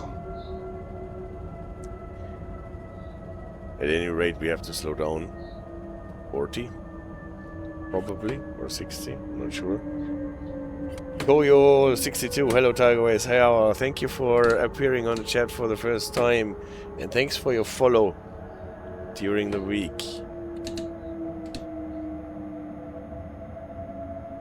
Kühlfreigabe. Kühlfreigabe. Kühlfreigabe.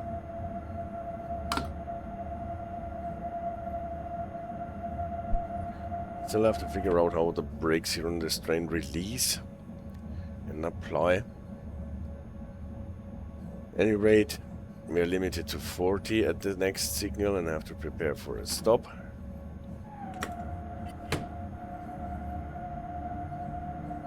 Thanks, followed you a couple of days ago on a friend's recommendation. Thank you so much. Thanks to the friend. I hope you won't regret it.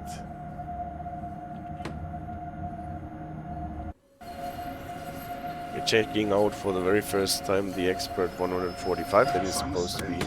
Zwangsbremsung. Zwangsbremsung. Zwangsbremsung. Zwangsbremsung. Yeah, and why? Zwangsbremsung. Because I now I did not Zwangsbremsung. Zwangsbremsung. Zwangsbremsung. acknowledge Zwangsbremsung. Zwangsbremsung. my signal. Zwangsbremsung. Zwangsbremsung. Zwangsbremsung. Zwangsbremsung. Zwangsbremsung. Störung. Störung. Störung. I was going to say, there I have my 1000 hertz, right? I was complaining that I did not get my 1000 hertz, and now that is the reason why I did not acknowledge anymore. That view out of the window looks like a picture on the wall. Following the steps of Matt, the professor is. I haven't tried the expert locos yet. What do you think? They are great. They are great. There are still, obviously, as always, some niggles, but all in all, it is not the direct brake. It is just what this game needs to get a bit more into the real simulation. We can talk and discuss things.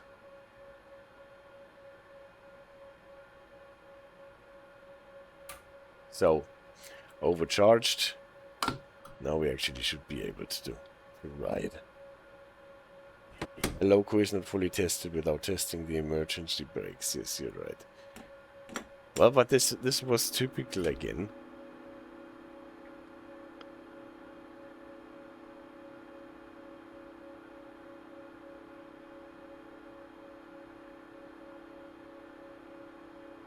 So I hope my Darko brakes did not get stuck now.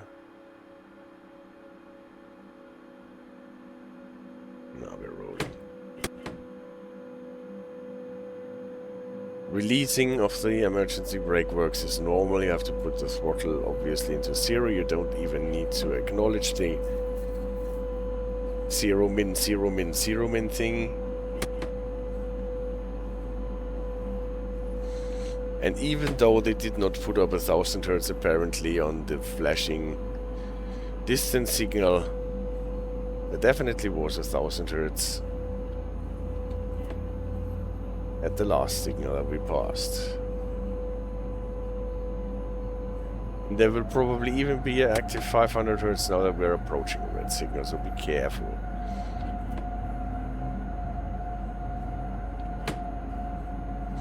I just took what they gave us. We're running in PCBM, right?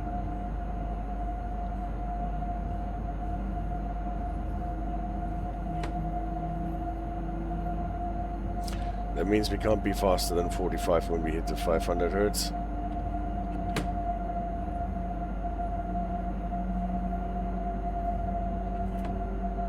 And I have to slow down to 30.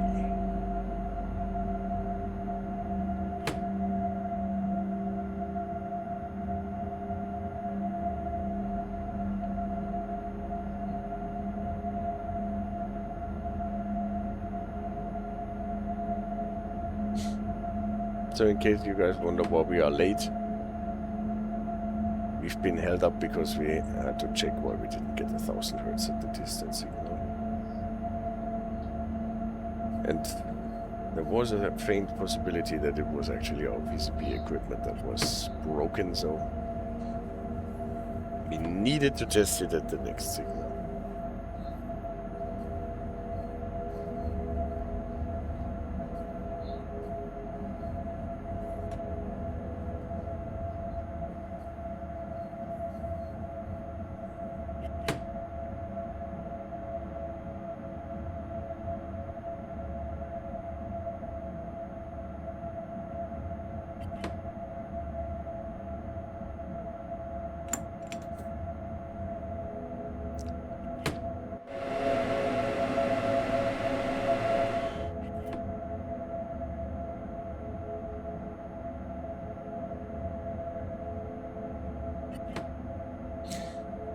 The only niggle about the Expert, especially the 101, is that we still don't have the gameplay pack on the Epic Game Store as far as I know.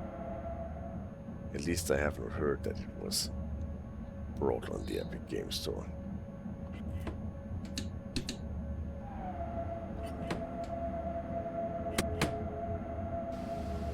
Zwangsbremsung, Zwangsbremsung, Zwangsbremsung, Zwangsbremsung, Zwangsbremsung, Zwangsbremsung, Zwangsbremsung, Zwangsbremsung. And what Zwangsbremsung was that now?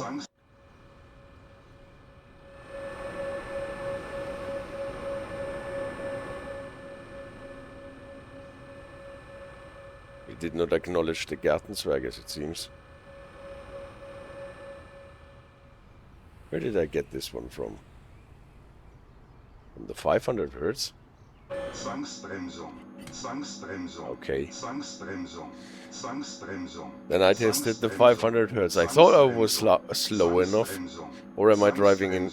Zwangsbremsung, Zwangsbremsung, Störung, Störung, Störung. Alright. So much for this. Not entirely sure what the scenario wants us to do now.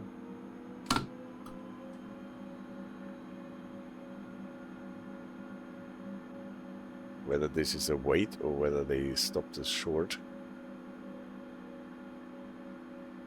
I did not acknowledge the gnome, yeah. I thought I actually was slow enough for the 500 hertz. Schweizer Raclette, yeah. Let's test the 200 hertz, the 2000 hertz at the red signal over there. At any rate, it takes some time to fill the brake pipe again. At least our whole train is in the track. Nice red color they have for the 500 hertz. So let's actually check in what mode we are running. If they put us into U, I can't believe that. And if in 70 I should be... Maybe I was beyond the 30. And they shot us down. Yeah, maybe. Maybe I just nicked the 30 and then they shut us down with the 500 hertz. Alright. Anyway, we're going now. Enough opportunity to fill the brake pipes again. And overcharge. It is still red.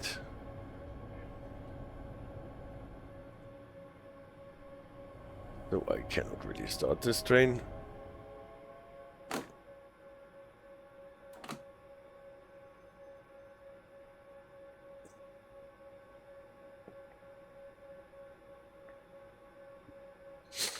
And I don't want to test the 2000 hertz after all.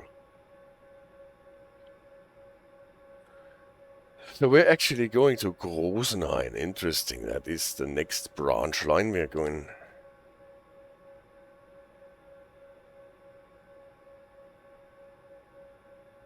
here. Not on the fast line, but here and then over there. The idea. And now we can go. And CD radar, yes, totally. This will be so me when I'm on a German route again after a long time. You know how it happens.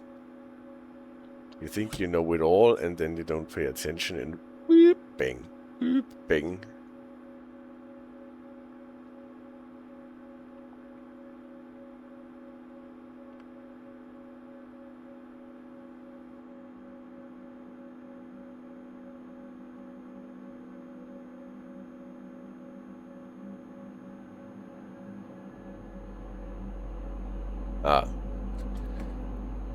Talking about when you know it all and try to start a loco with the loco brake on.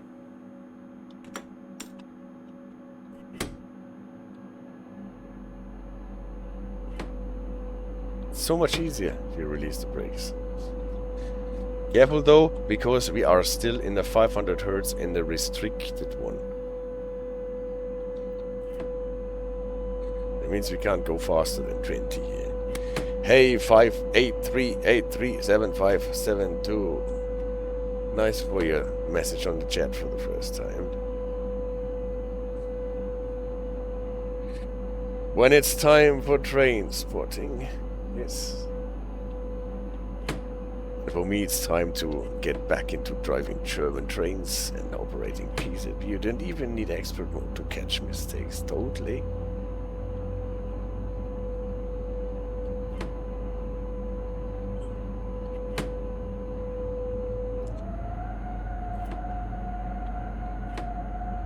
My brain is still dwelling in the differences between Carici Navistitlo and Odilove Navistitlo after those very learned and educated comments that my latest video got me. Did you insert that as your driver number each run?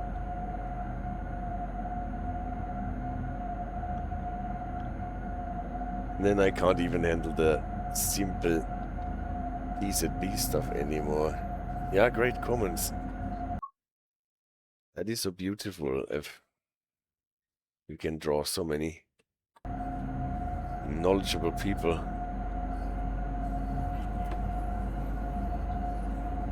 Alright, we can go 60 out of this siding. Now the monitoring also stopped.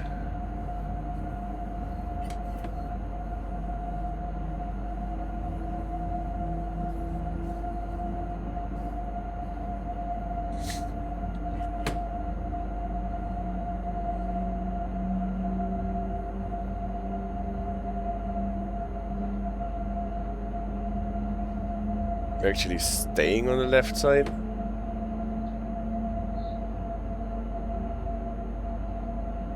Why are we staying on the left side? Is it necessary for us to branch off properly?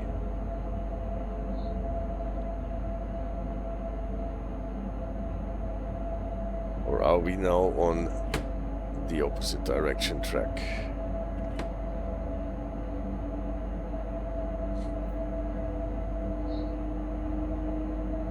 And we have to reconsider and check our opinion, CD Radar, about the permissiveness of non-automatic section signals after those comments. Does not seem to be as easy as I imagined it to be. But this we can do in another stream about the check rules.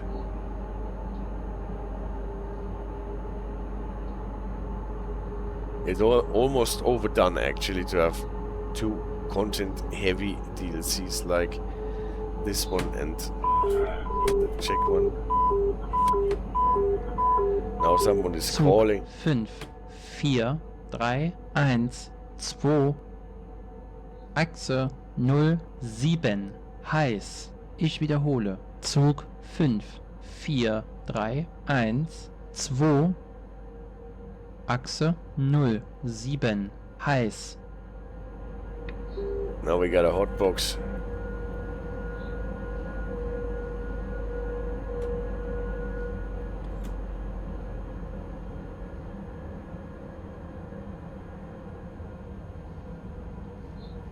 Okay, now we gotta stop here.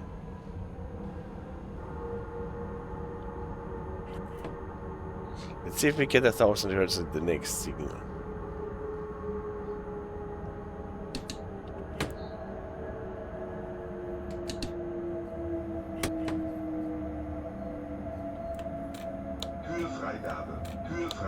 No, no, yeah, now I go one.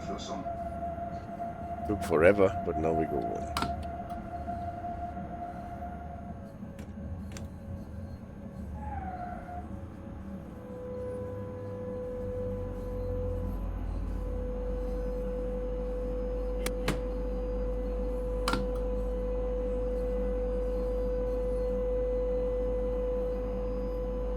But it seems I overbraked it. Why? Maybe it's those Darko expert brakes that are so touchy. Störung, Störung, Störung.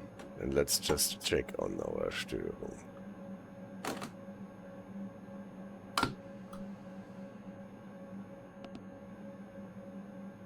Keine Bereitmeldung ASG2. Aha. Mit Fahrschalter zweimal quittieren. Reset the throttle 2 times. Okay, that is an interesting translation. Now we have to do this, what I said.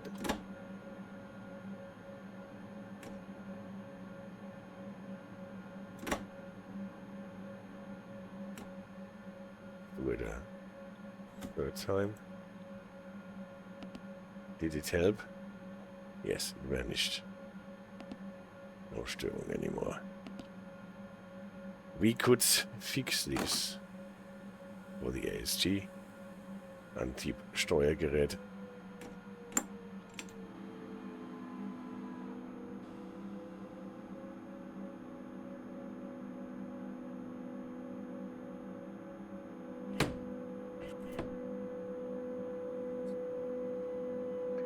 So that we can make the last mile to our stopping spot.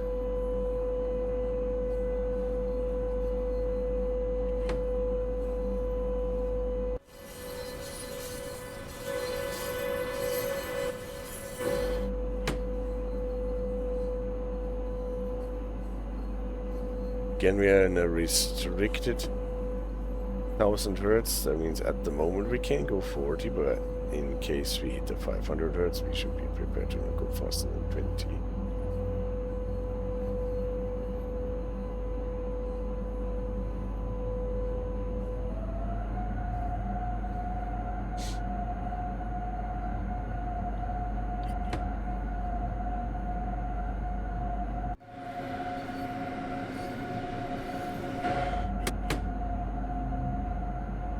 1 kilometer to go. How long was your route? Yeah, right. That is actually quite interesting. They want us to stop early now because we got this Hotbox message. But they still say Großenhain. I don't think that we are getting to Großenhain in this 1 kilometer.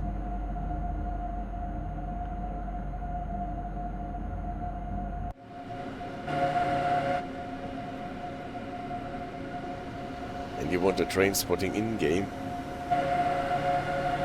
Oh, you can do this.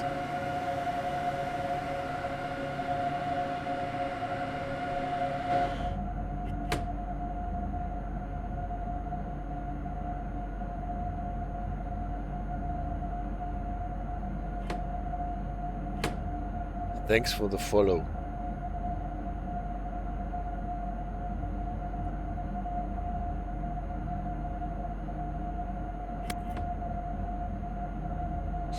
Do a train spotting at Frankfurt Niederrad. Here's your redeem. Ah, see, and I got a reward for it. It was the first time that I honked the horn on this locomotive.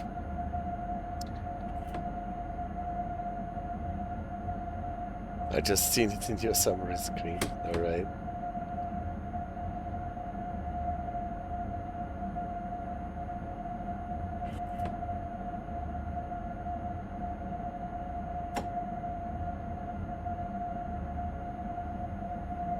So,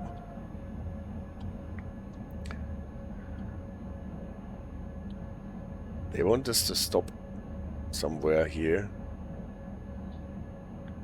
And then we'll probably have to check for our Hotbox.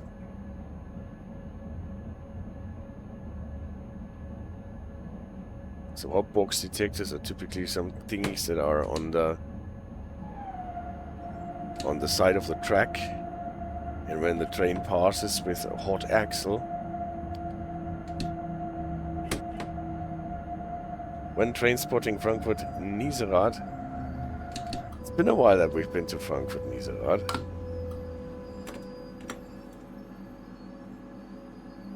I can't tell you when we will return. Why did I overbrake here again? Just because I hit the 500 Hertz is not the problem.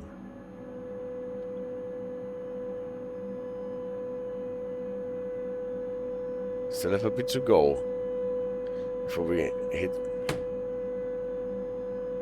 like in-game, yes? Frankfurt S-Bahn, that is what takes us to Niederrad, not?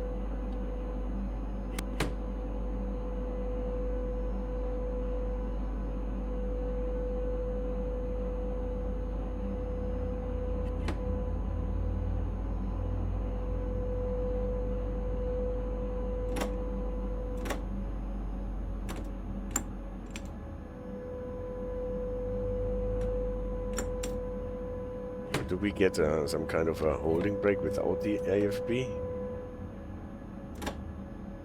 And we're running without throttle on? Wouldn't know.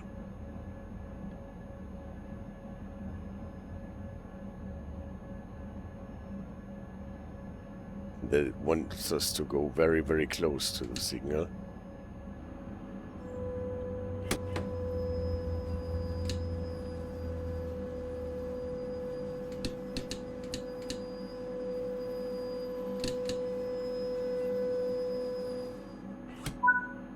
At any rate, that was enough. Cut out the stuck brakes on the wagon.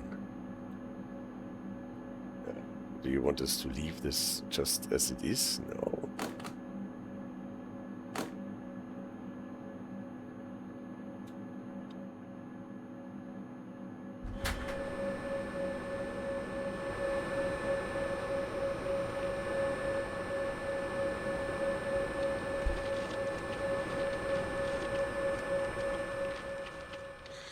So they told us that they found a hot axle and they think that this is related to a stuck brake.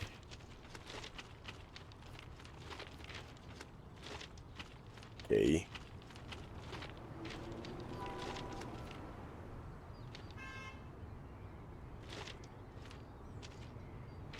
It's on the other side, as it seems.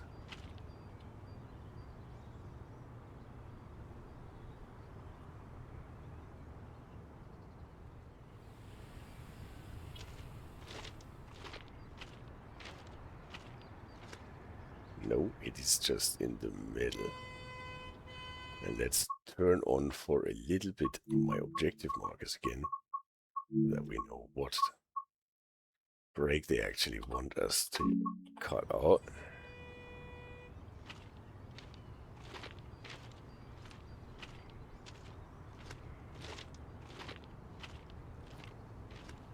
Exactly on the other side. Control +1 switches them on and off. Is that so? Ah, wonderful. Thank you. That helps a lot. So this is our distributor cutoff. And now we're cutting out one of our brakes. Hold the release until brake is released. So, that was our stock brake. The heat haze.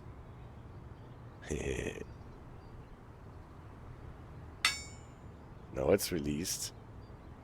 This wagon can't continue all the way. We will divert it to Coswig and remove it from the consist. Okay. And now, as we have learned, Control 0 to put us back in our cab so we don't have to drive. We got a signal 60 and go. Route to Coswig. Alright.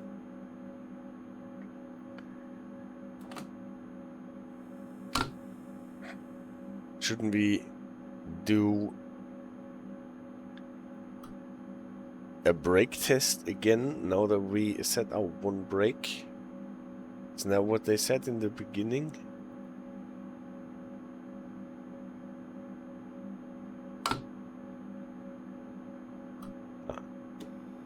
Zugbeeinflussung. Zugbeeinflussung.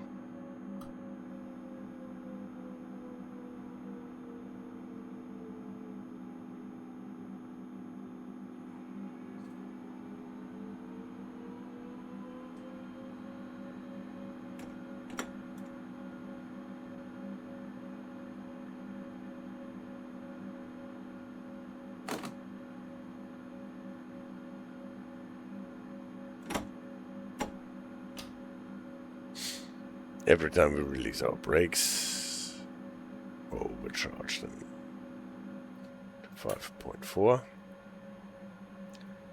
And then let's see if we can get this consist moving again.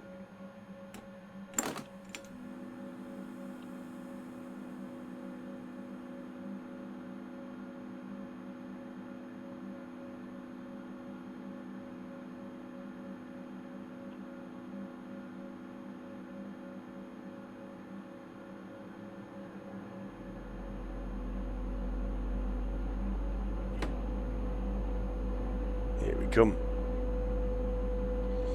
This one does not need to be acknowledged. We're still in a 20 limit, but this will go away soon.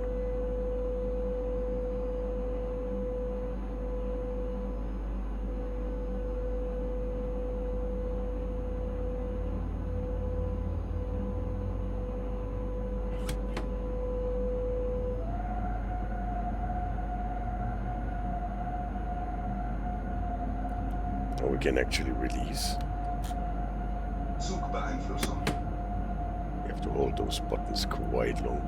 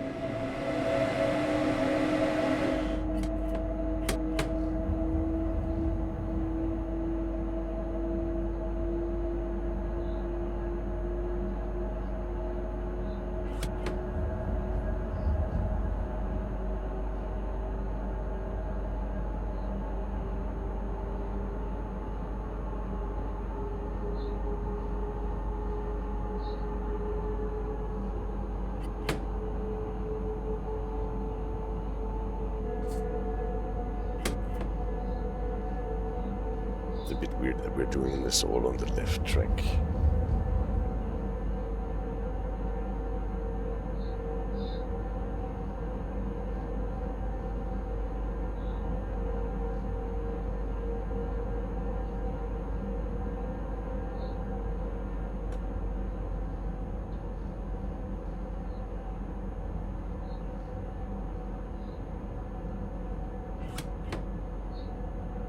We have to prepare for a slowdown, yes, for 40. In line speed.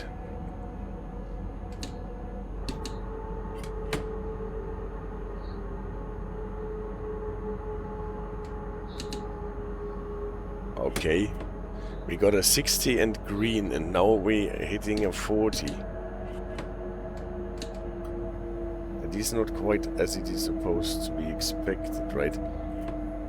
We should have had a flashing yellow on top if we are approaching a 40 here. Kühlfreigabe, Kühlfreigabe, Kühlfreigabe.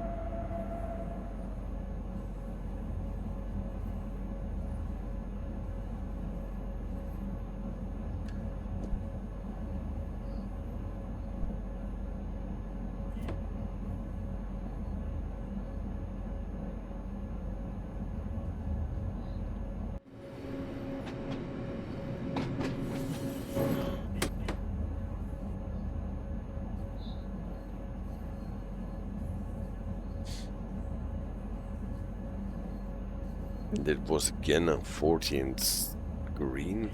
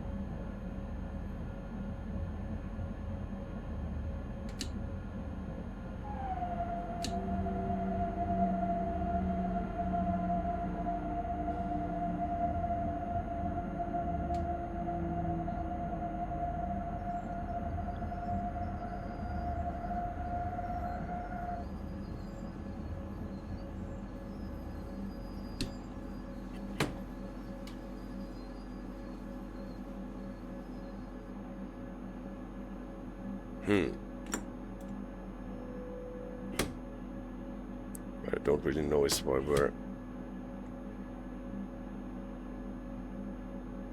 getting pressure in the brake pipe if I'm only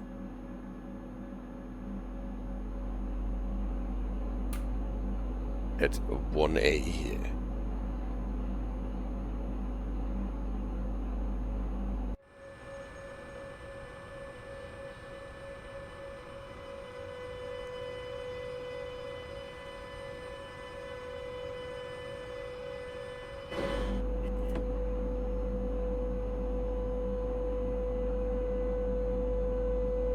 Yeah, maybe this is just enough to move the shoes to the wheels.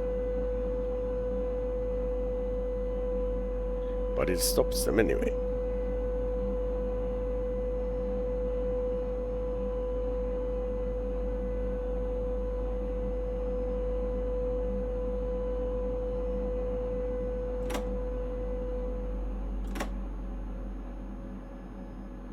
Sifa, Sifa.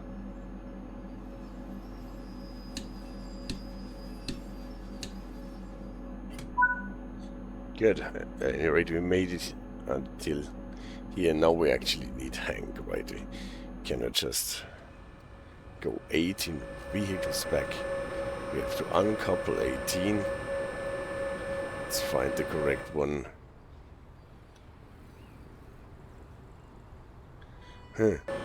But now that we are in expert mode, there's probably no way to not do this by hand.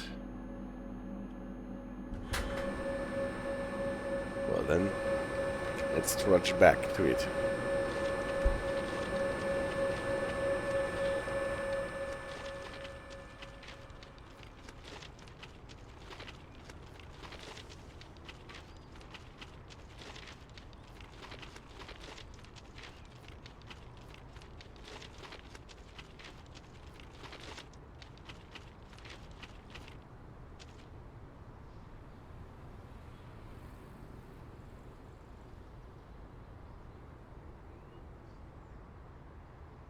So, close the angle cock. Close the... you can partially open. Fully open. No, we want it fully closed. Then we can separate this. Is there not a fitting for it?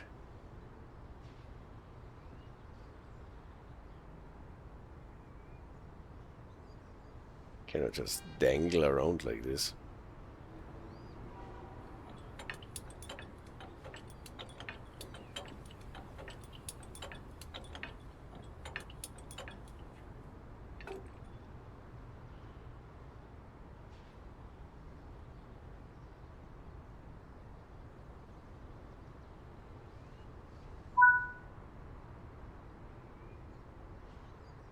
How do I get this in the hook?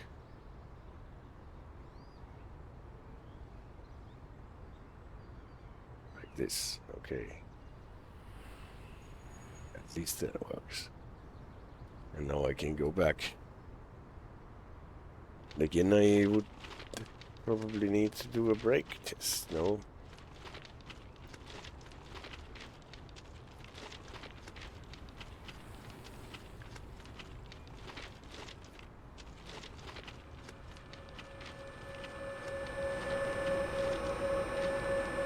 I can turn those off again.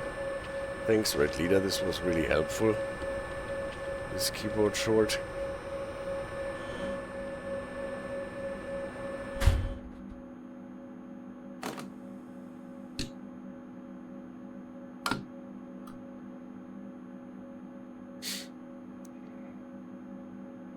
.40 and stop. That will give us 1000 hertz.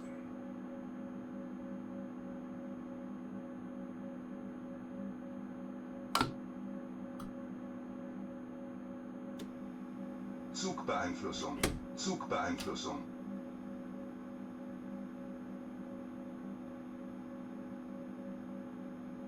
So the brake pipe will not be filled again if we don't have the reverse and forward.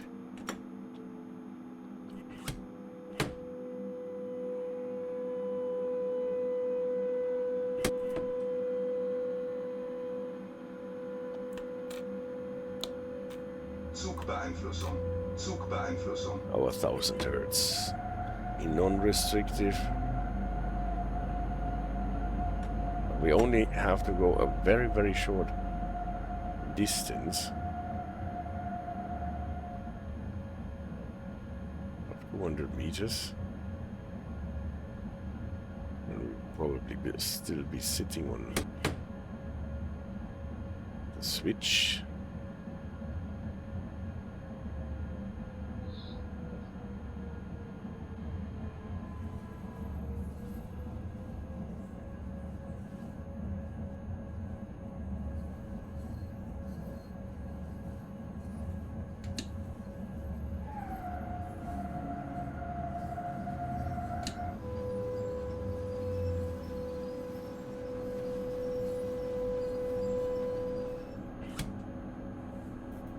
Okay, from this speed,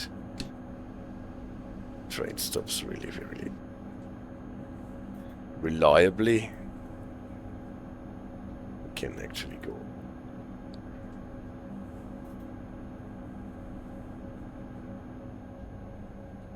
towards the red signal with a bit more.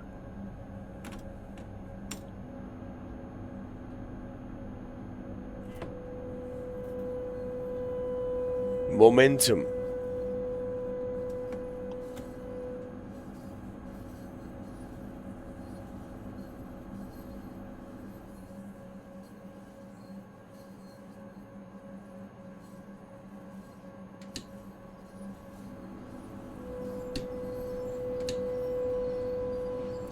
Without testing the 2000 hertz.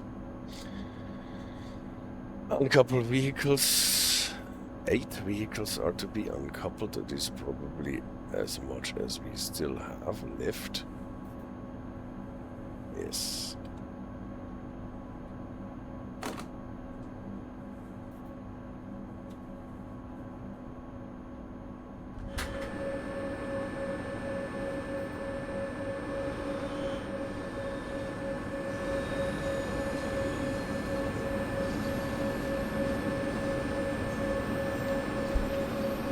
So we are uncoupling everything that is left.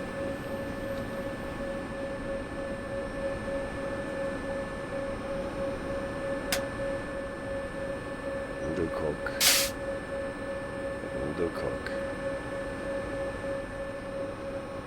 Oh. That was weird. Why did they connect it like this?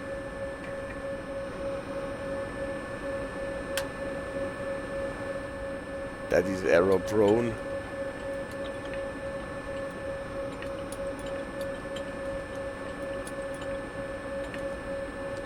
But a good point. Next time, watch out.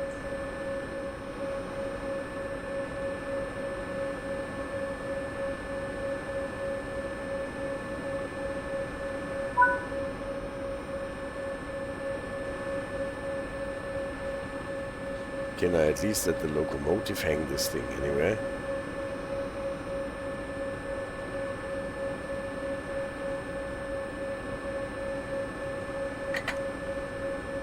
Yes! That is much better. No dangling about.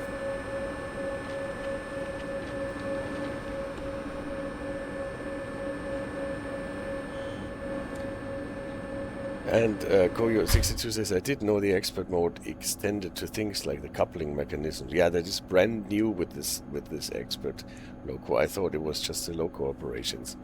No, it is actually brand new with the release tomorrow. We did not have this before. Störung. Zugbeeinflussung.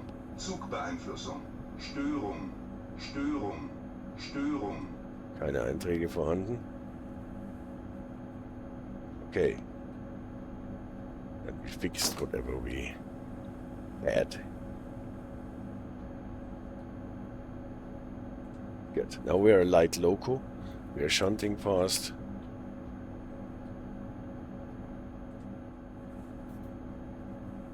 At least that's what I thought that we do.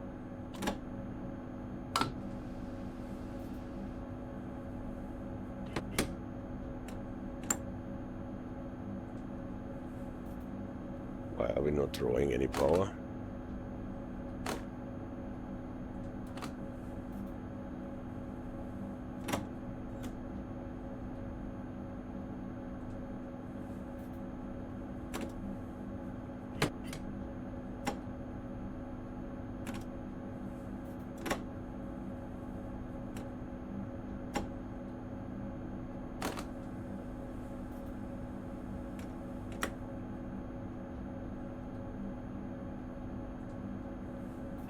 Still have a traction lock.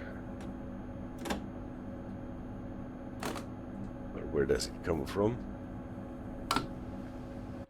Because of our fiddling with the cogs, maybe.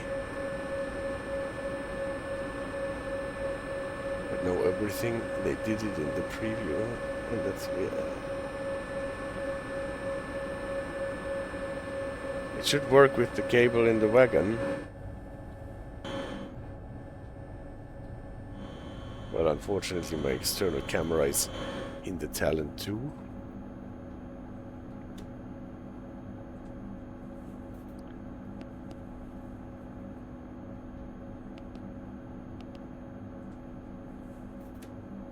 Zugbeeinflussung. Zugbeeinflussung. But where is the traction lock coming from at the moment? Maybe we have a totally overcharged brake system. Can't believe that.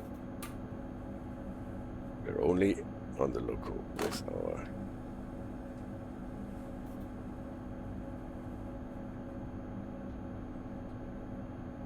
It is not releasing properly.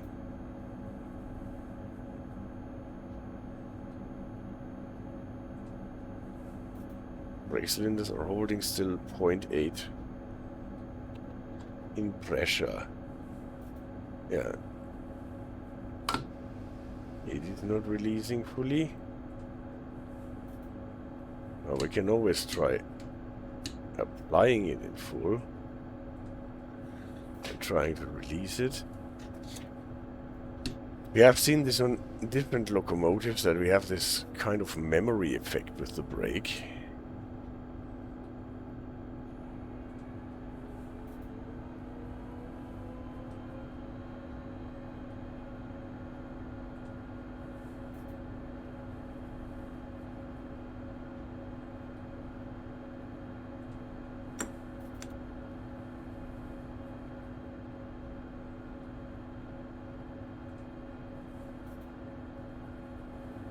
I don't know where this is supposed to come from. It was a common issue in the Brake 101 cab car, right? We had this. And we had this before. So let's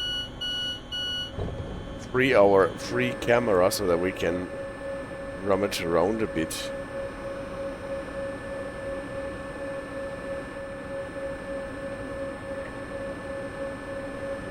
Oh, I cannot operate this stuff with the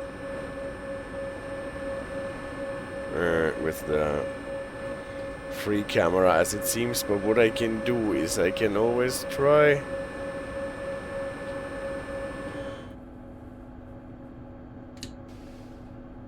emptying the brake pipe completely, filling it.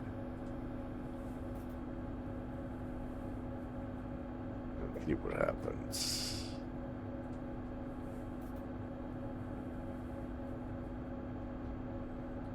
Still stays at the 0.8.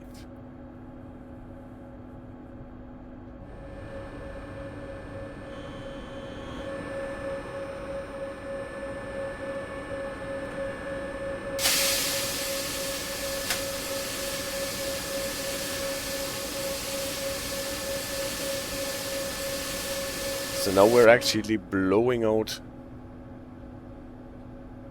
air through our open angle cocks.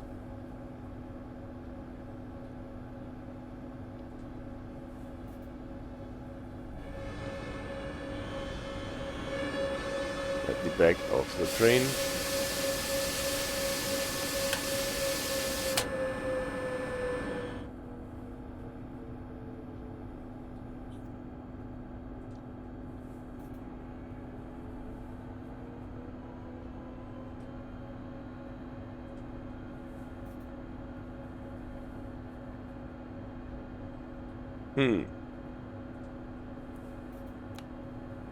Aha, with the brake release I can release them. But why I need to do this? But it comes back as soon as I...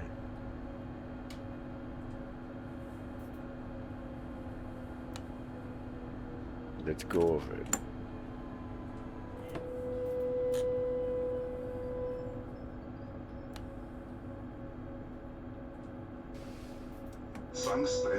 Yeah, I know I did not get the 1000 Hertz in fast enough. That was to be expected. But I still don't know why I'm still getting the 0.8 as soon as I let go of the brake release button here. Yeah, only you mentioned it on the chat to try the brake release. But this only releases it as long as I hold on to it. And even when we're going a bit faster, it reapplies it. I lose my power. I am in a traction lock.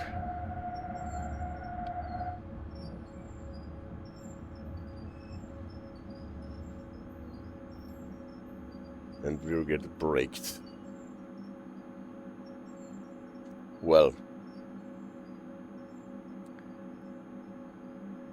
Sifa. The thing with the I am stuck reset simulation physics does not work with the expert locos, at least that's what they say.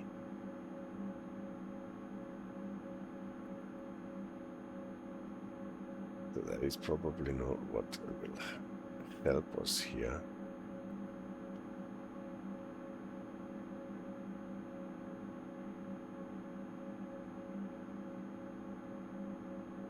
Expert loco, expert problems.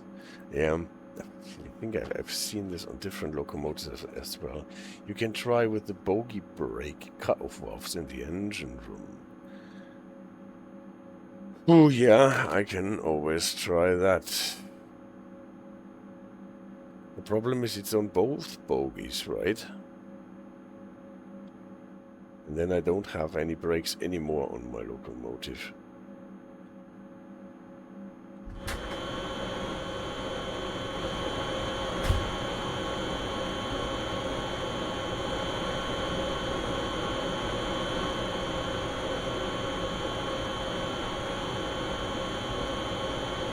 One at a time now.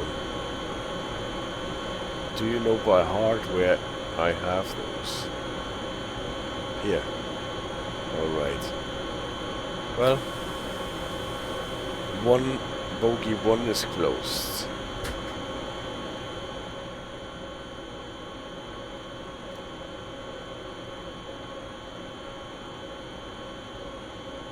Good.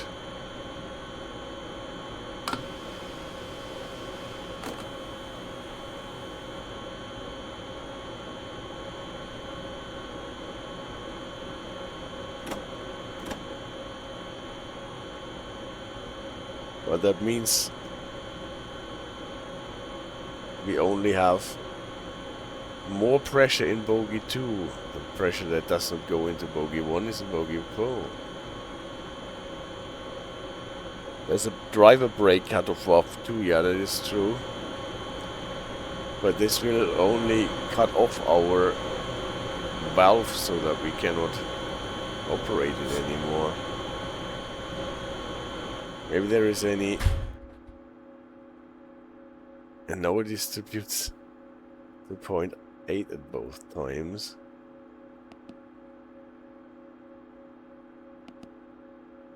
Zugbeeinflussung. Zugbeeinflussung. Zugbeeinflussung. Zwangsbremsung. Zwangsbremsung. Zugbeeinflussung. Zugbeeinflussung. Zugbeeinflussung.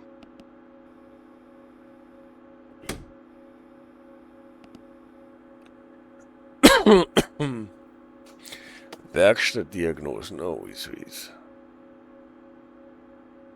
Now I can actually get really, really deep here.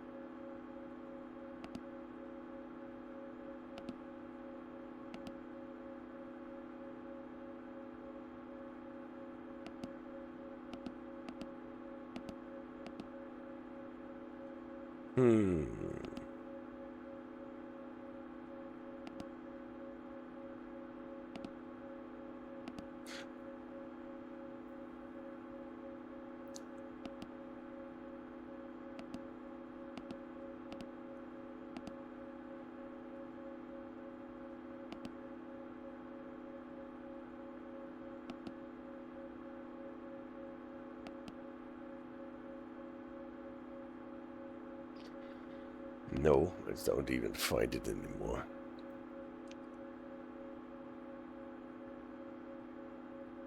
It's actually bleeding more and more air into the brake cylinders while we wait.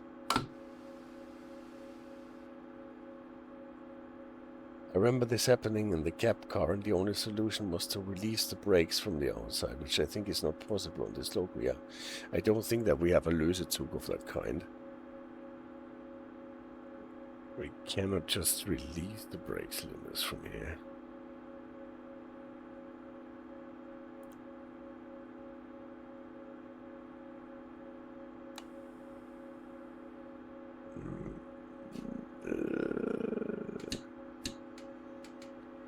I hold the brake release button. Brake. Apply the brakes fully. And then release them again.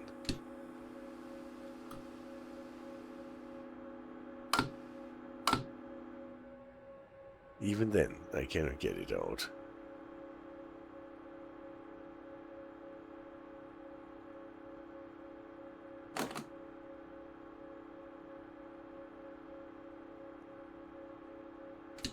It's probably something that happened when I was fiddling about with the wrong angle cock.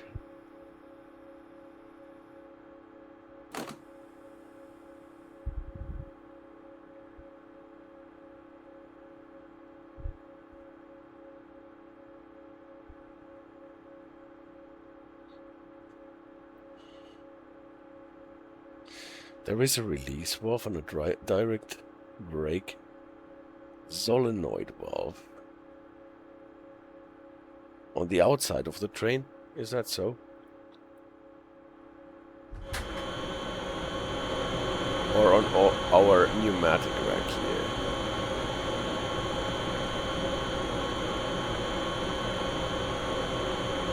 Well, we can cut the distributor off.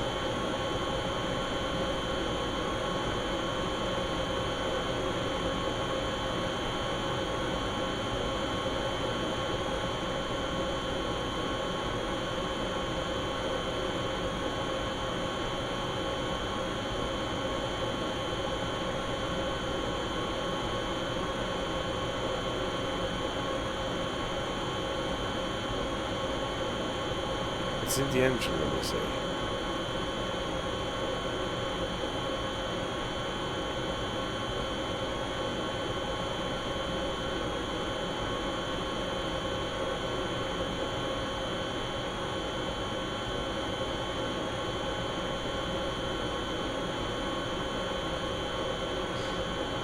Well, then I will open the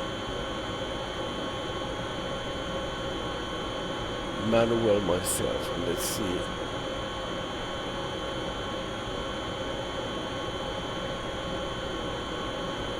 Where I need to go with it.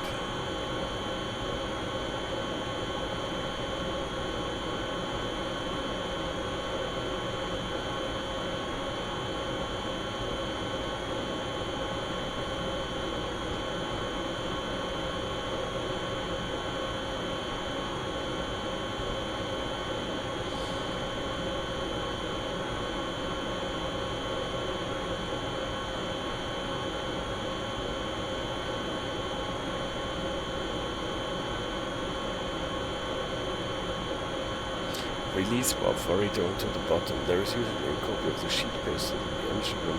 Yeah, I thought I did not find that one. Not good for me because it isn't shown. You can probably read it in the engine room.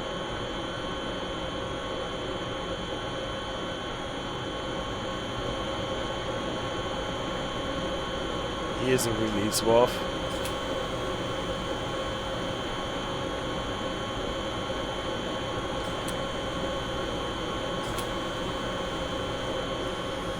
See if it released.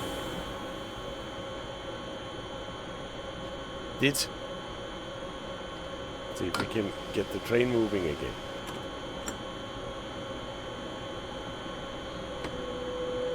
Yes, thank you, Red Leader. That was a good point.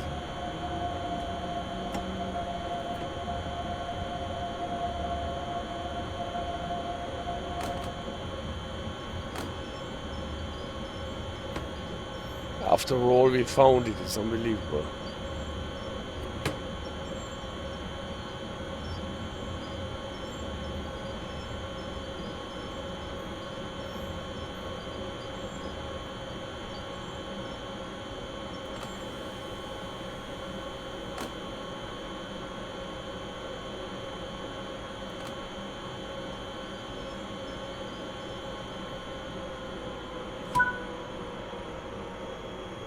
Just be careful, I don't know if you put every brake valve as it should or not. Yeah, that is totally true.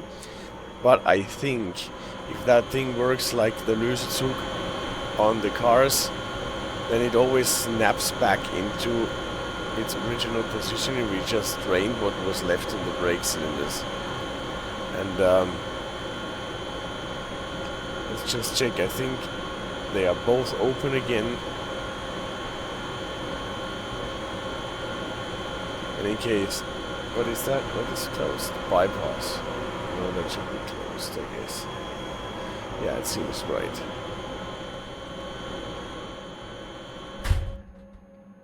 And now I've got to pick up my cars again that we left standing there.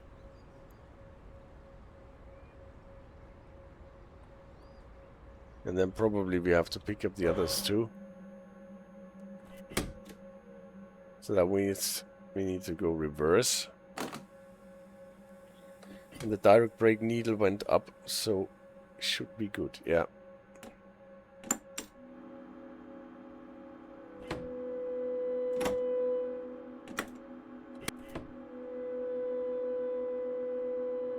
Some question, are all those valves and switches turned off when the loco is sitting in a siding for a long time? They have different default settings for that. So you probably can't say whether or that they are off or on. This depends on the valve, I guess. And then you need a certain setup for... We don't have a light at the end of our train. Well, they don't require us to have one. And then when starting the whole thing, it depends on the locomotive which valves need to be shut and which need to be open, so that you can go through the cold start procedure.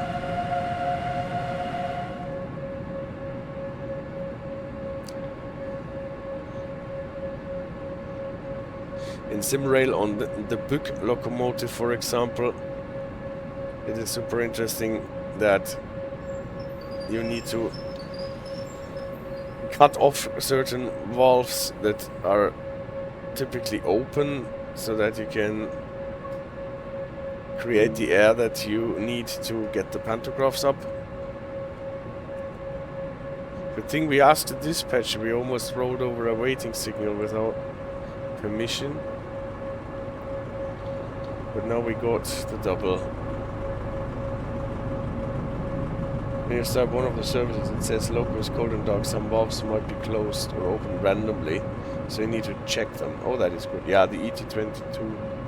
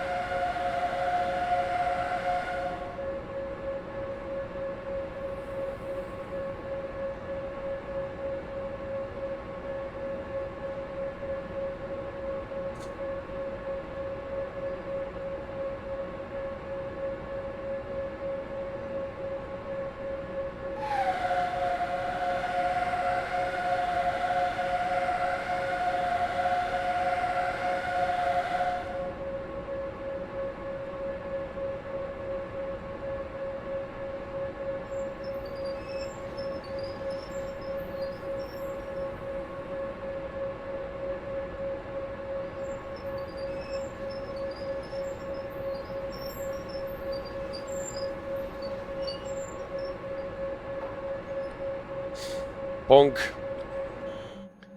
Here we are. Oops, not the AFB. That one.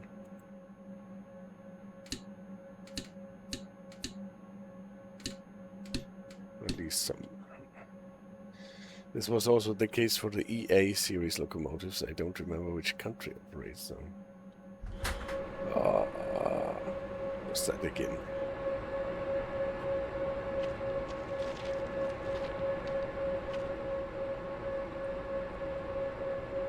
So, now, check properly.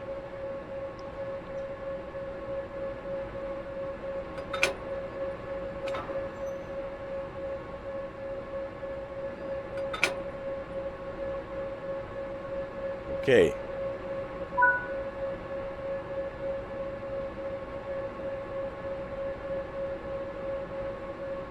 Hmm?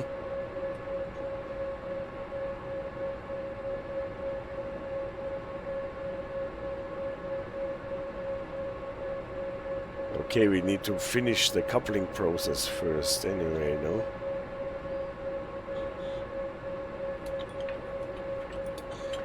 Before we uncouple.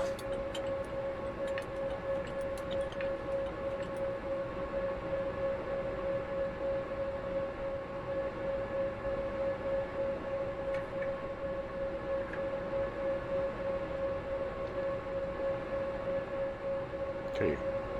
It wants this one.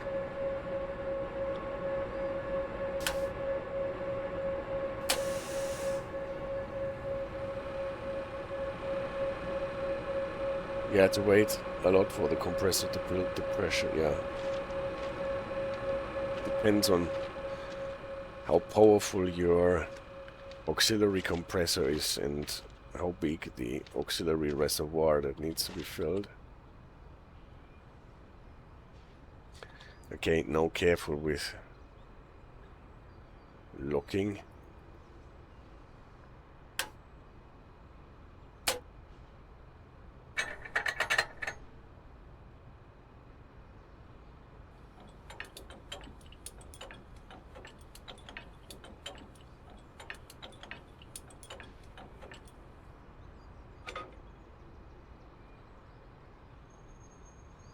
So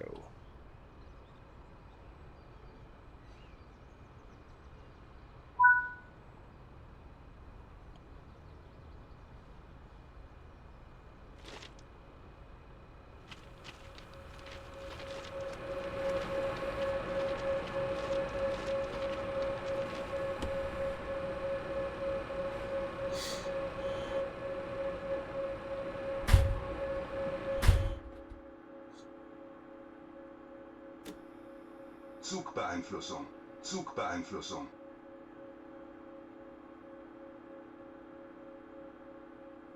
no, they're giving us big boy signals.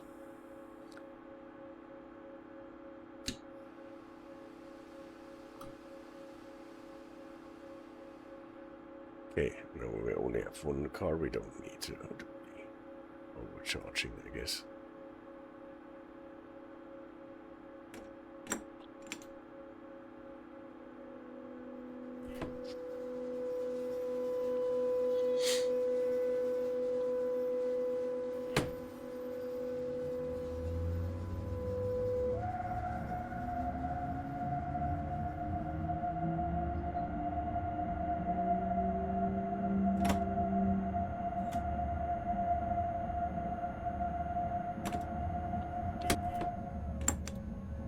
Störung. Störung. Störung. Again, I have no time to take care of your Störung because I need my 1000 Hertz. Zugbeeinflussung. There it is.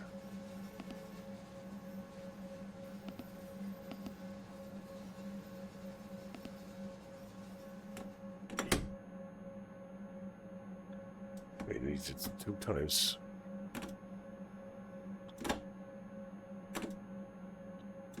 Acknowledging again. See if it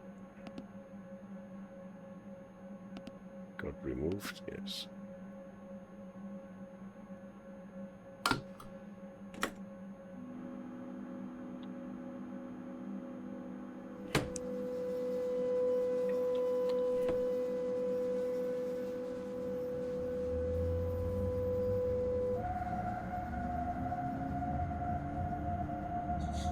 At any rate, the switches need to be set by the Weichenwärter. We can't do that here. It's not an Ortsstellenbereich.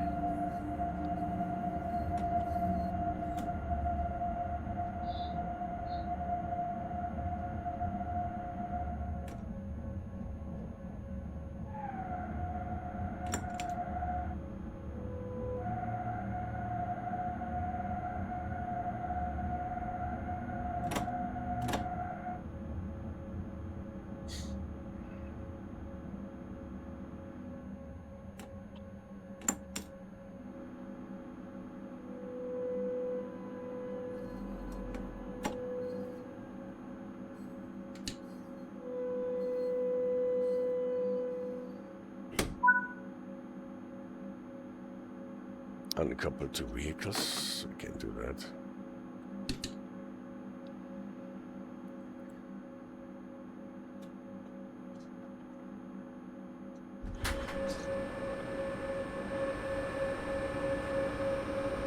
It was so easy when we had Hank do this for us. But Hank is no expert. No expert feature. So.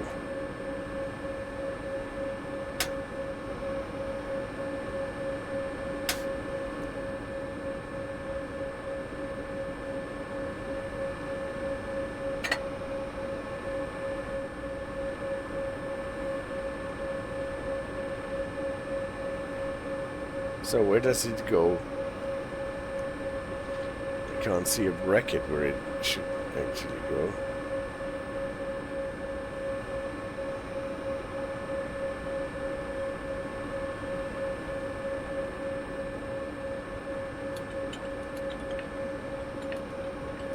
And it must angle. It should go in the blue thing right below.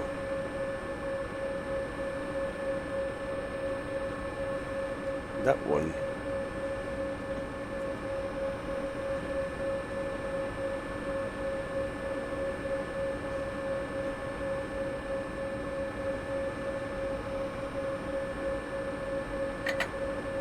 Ah, now we got it. Perfect.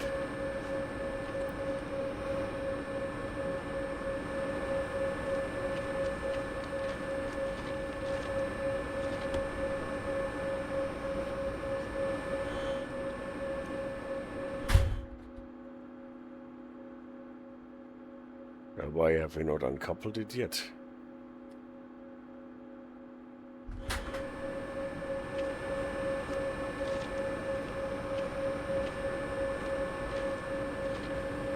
Oh, yeah. You're right, CD Radar. I just tightened it, but I did not remove the hook.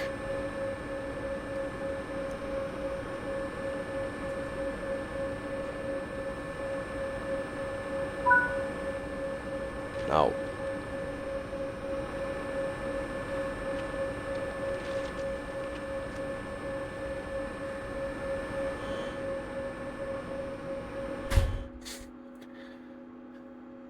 Shunt ahead again. Zugbeeinflussung. Zugbeeinflussung.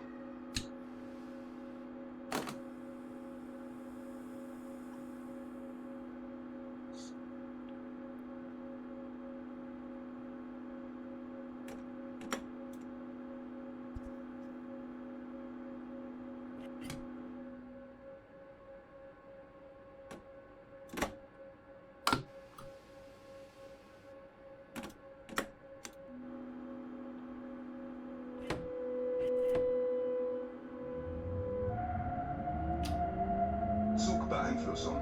Zugbeeinflussung. Türfreigabe. Türfreigabe. Türfreigabe.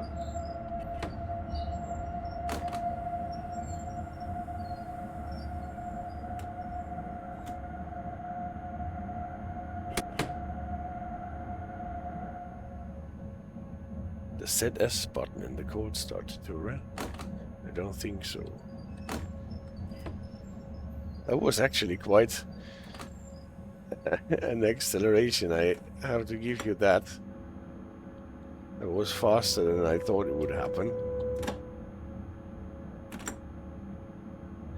And I almost couldn't get my finger over to the override button.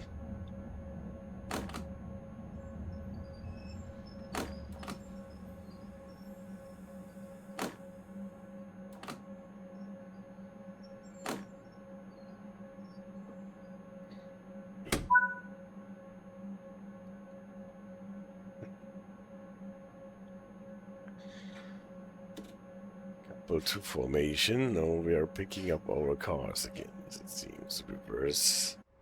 Is that what we're doing? We're reversing. Alright.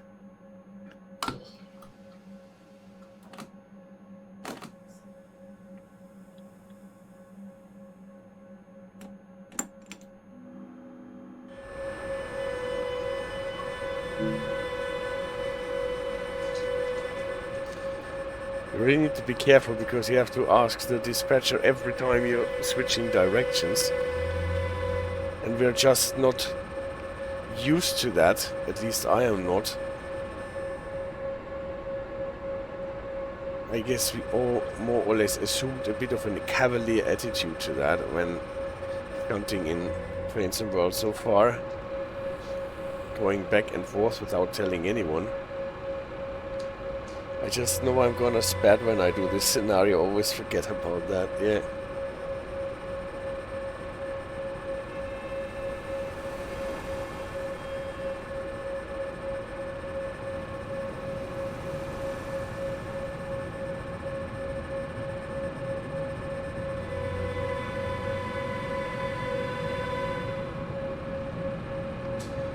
Shunting is actually something that needs to be done with a lot of focus and concentration.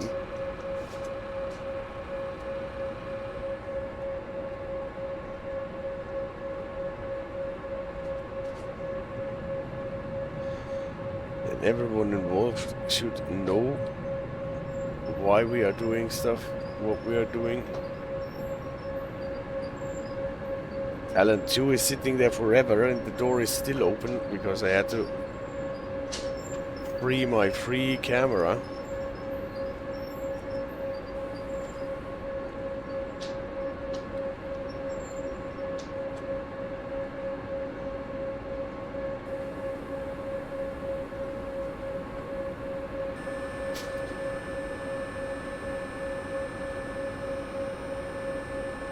So can we do this last bit too? Well, now we find out whether this is enough and we can get the cars together.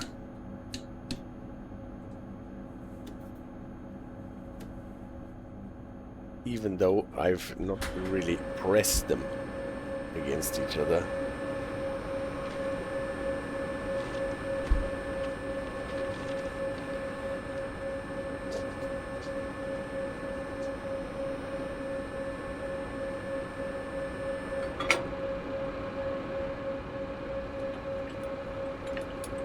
We pull them together with the force of our arms.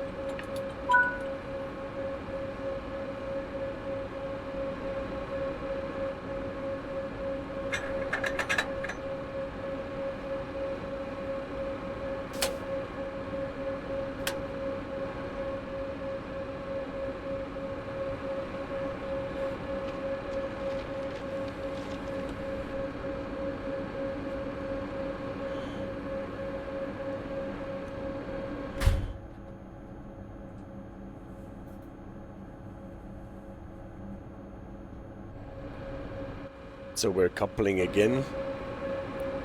Now we actually need Hank because can't go backwards without anyone being at the end of the train when we're reversing here.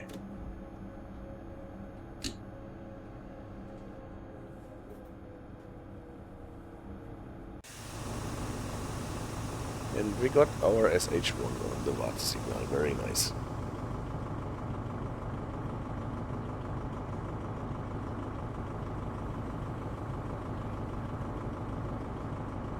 So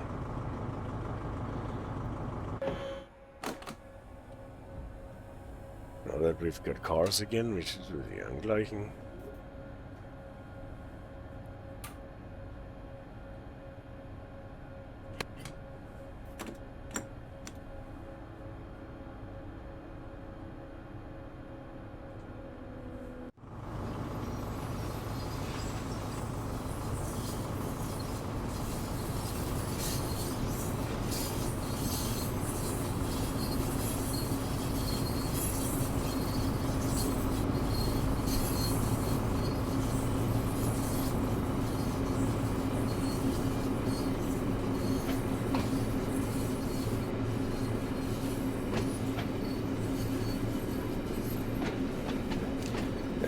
Now we're getting the rest of our train, so that we only lost one car.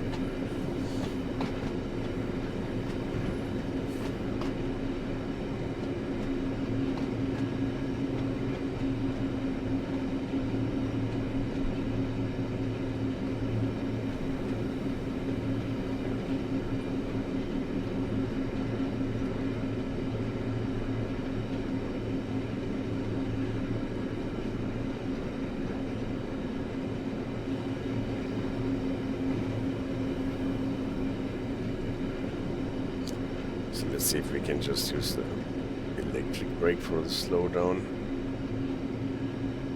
Only use the air brake in the very last phase of the encounter.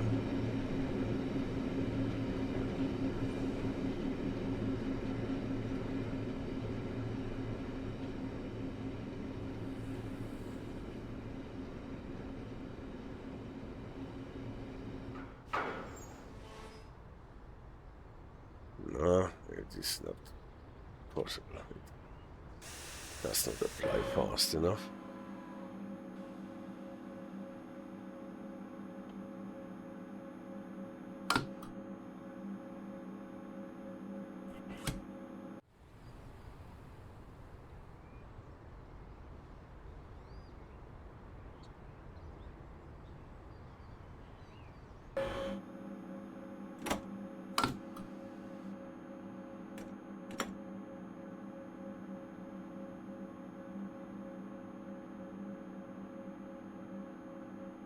Oh.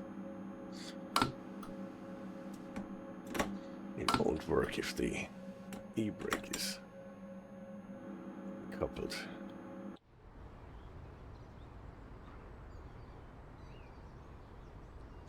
That's good enough.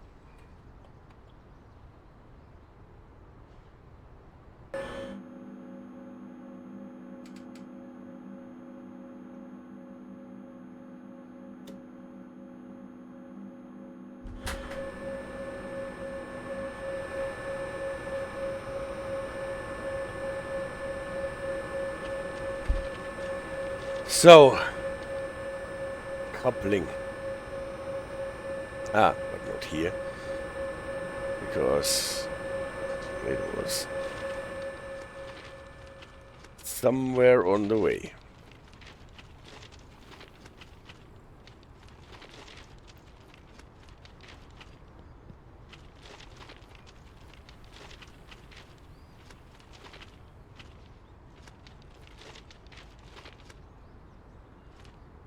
It was here. It was here. Hook. Hook. Line and sinker. All right.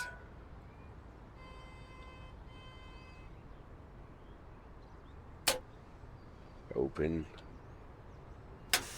Open.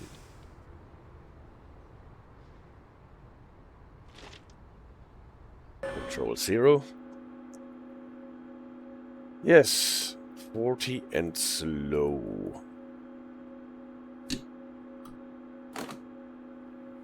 Now we gotta... Zugbeeinflussung. Zugbeeinflussung.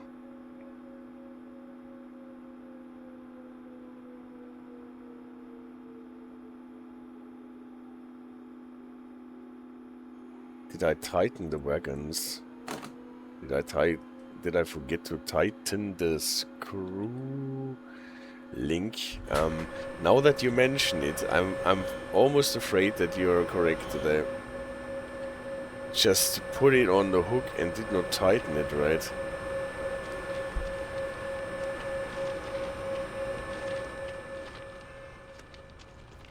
No, I'm definitely tired. We're in over 3 hours of stream now. And it is totally possible that I forgot to tighten it.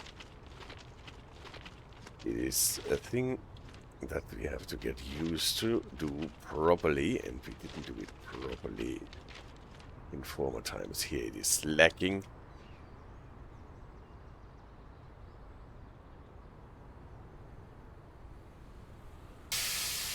Ah, come on.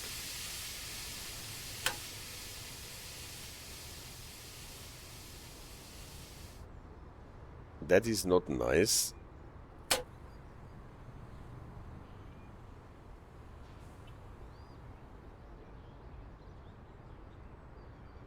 So where is my coupling actually? Apparently I cannot operate it as long as those things are connected. Well, do it the proper way around.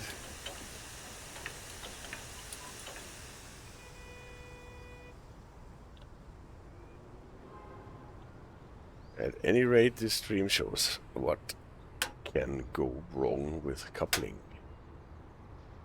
So now we actually should be good.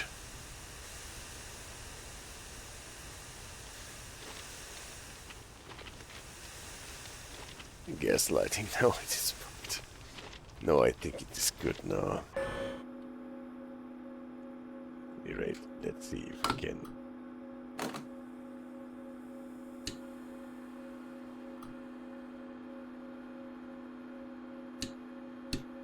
Why is it not coupled anymore?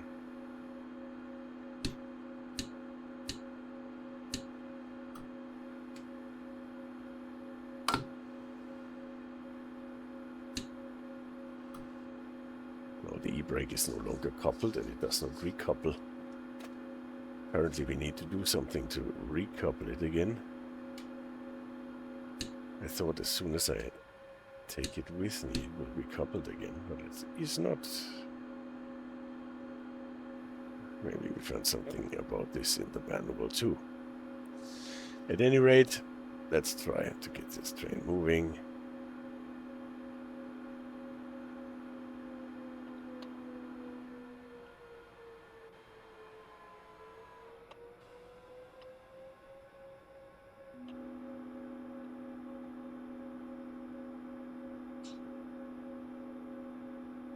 Oh, that happened in the previous stream, that it was not longer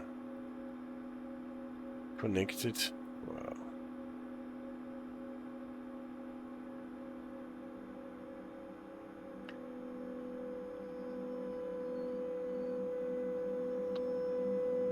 For sure Lucas didn't know how to fix it. Alright. Then I am in good company.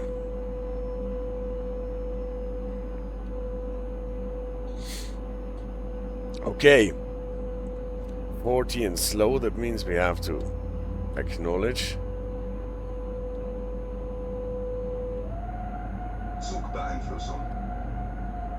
So here it is advisable to acknowledge a couple of times, because you never know when it will register. And it does not do any beeps or something. Is the fault simulation turned on from the right side?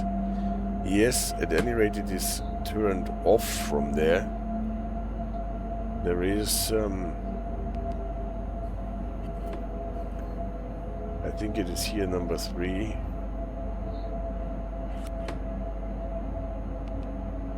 At any rate, you find it somewhere where you can put in the chaos factor and stuff like this.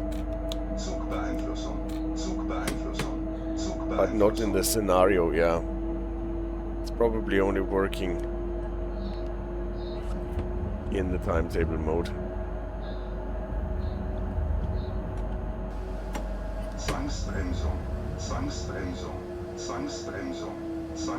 Yeah, and now I went beyond whatever Startprogramm that was still running.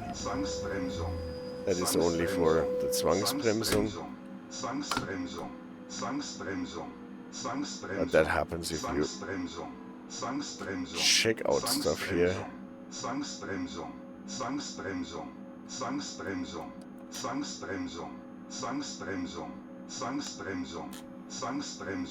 Türfreigabe, Türfreigabe, Türfreigabe. So let's turn off this thing here. Störung. Nebula. Now we're back. Okay, we went through a lot of motions here. Even more nice to see. I think when you place an arrow together, yeah, that is what I was thinking at this point. Now let's recover our brake pipe and remove the latest Zwangsbremsung that we got. For fiddling about with stuff while we should actually try and focus on what we're doing.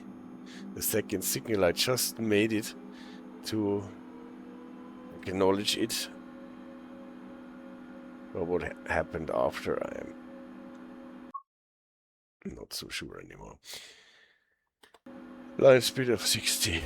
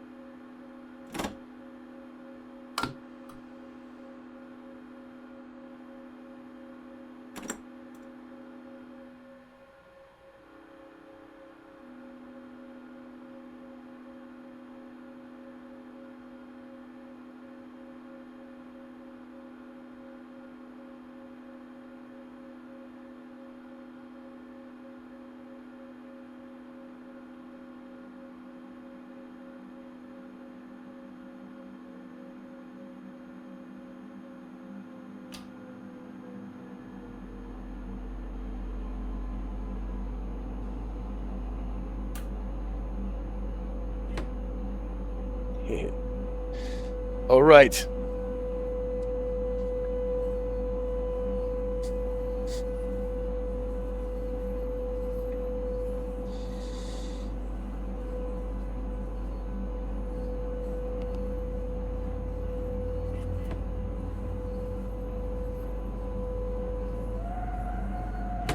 All right. This happens when you're winging the expert stuff. But actually, I'm quite proud of us that we've figured out how to fix this problem with the remaining pressure in the brake cylinders.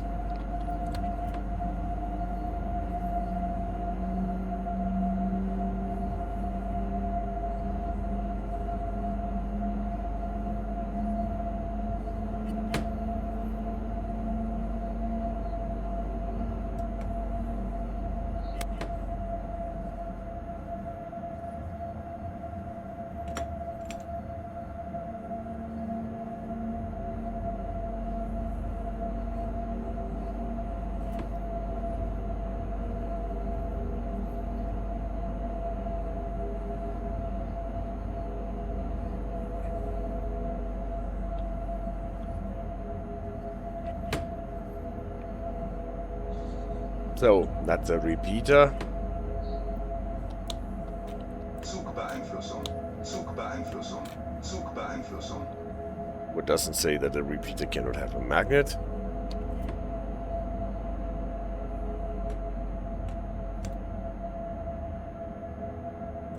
And here it is, the 500. And here it is. It takes forever for the magnets to be activated, but...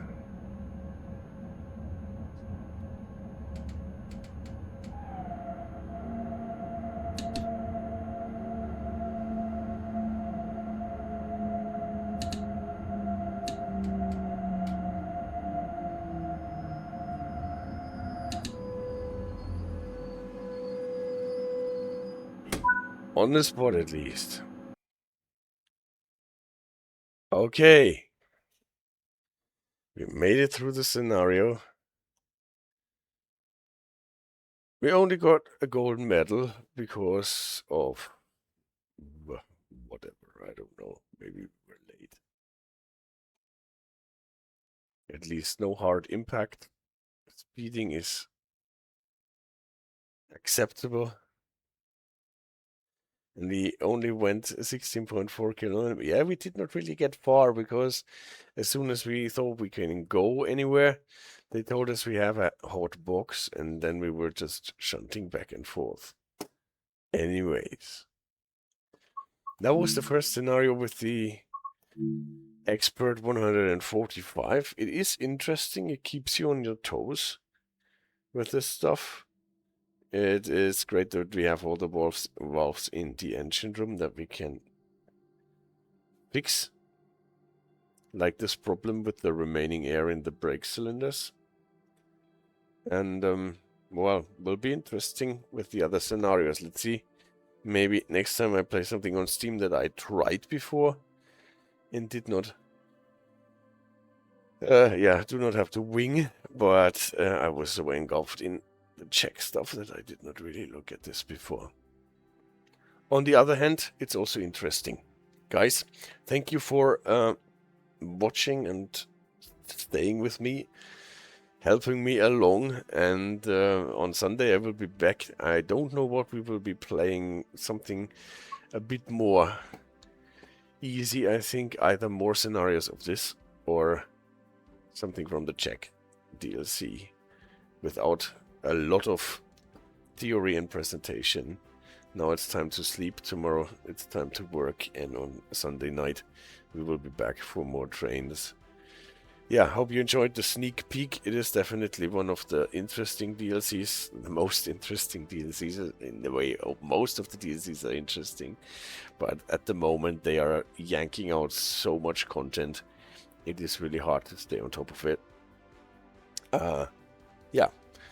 Thank you for the stream. Have a good night all. Says Koyo62. So have you. And Reddit, yeah, I'm gonna get it as soon as it is released. Schweizer Glad, thanks. Good night, Reddit. Yeah, too much good content. Can't pay it all. Well, Look at this, in half a year you can pick it up on a sale. A lot of great content. And all of a sudden there is a sale and you look at it and you think, what? This great DLC is 60% off.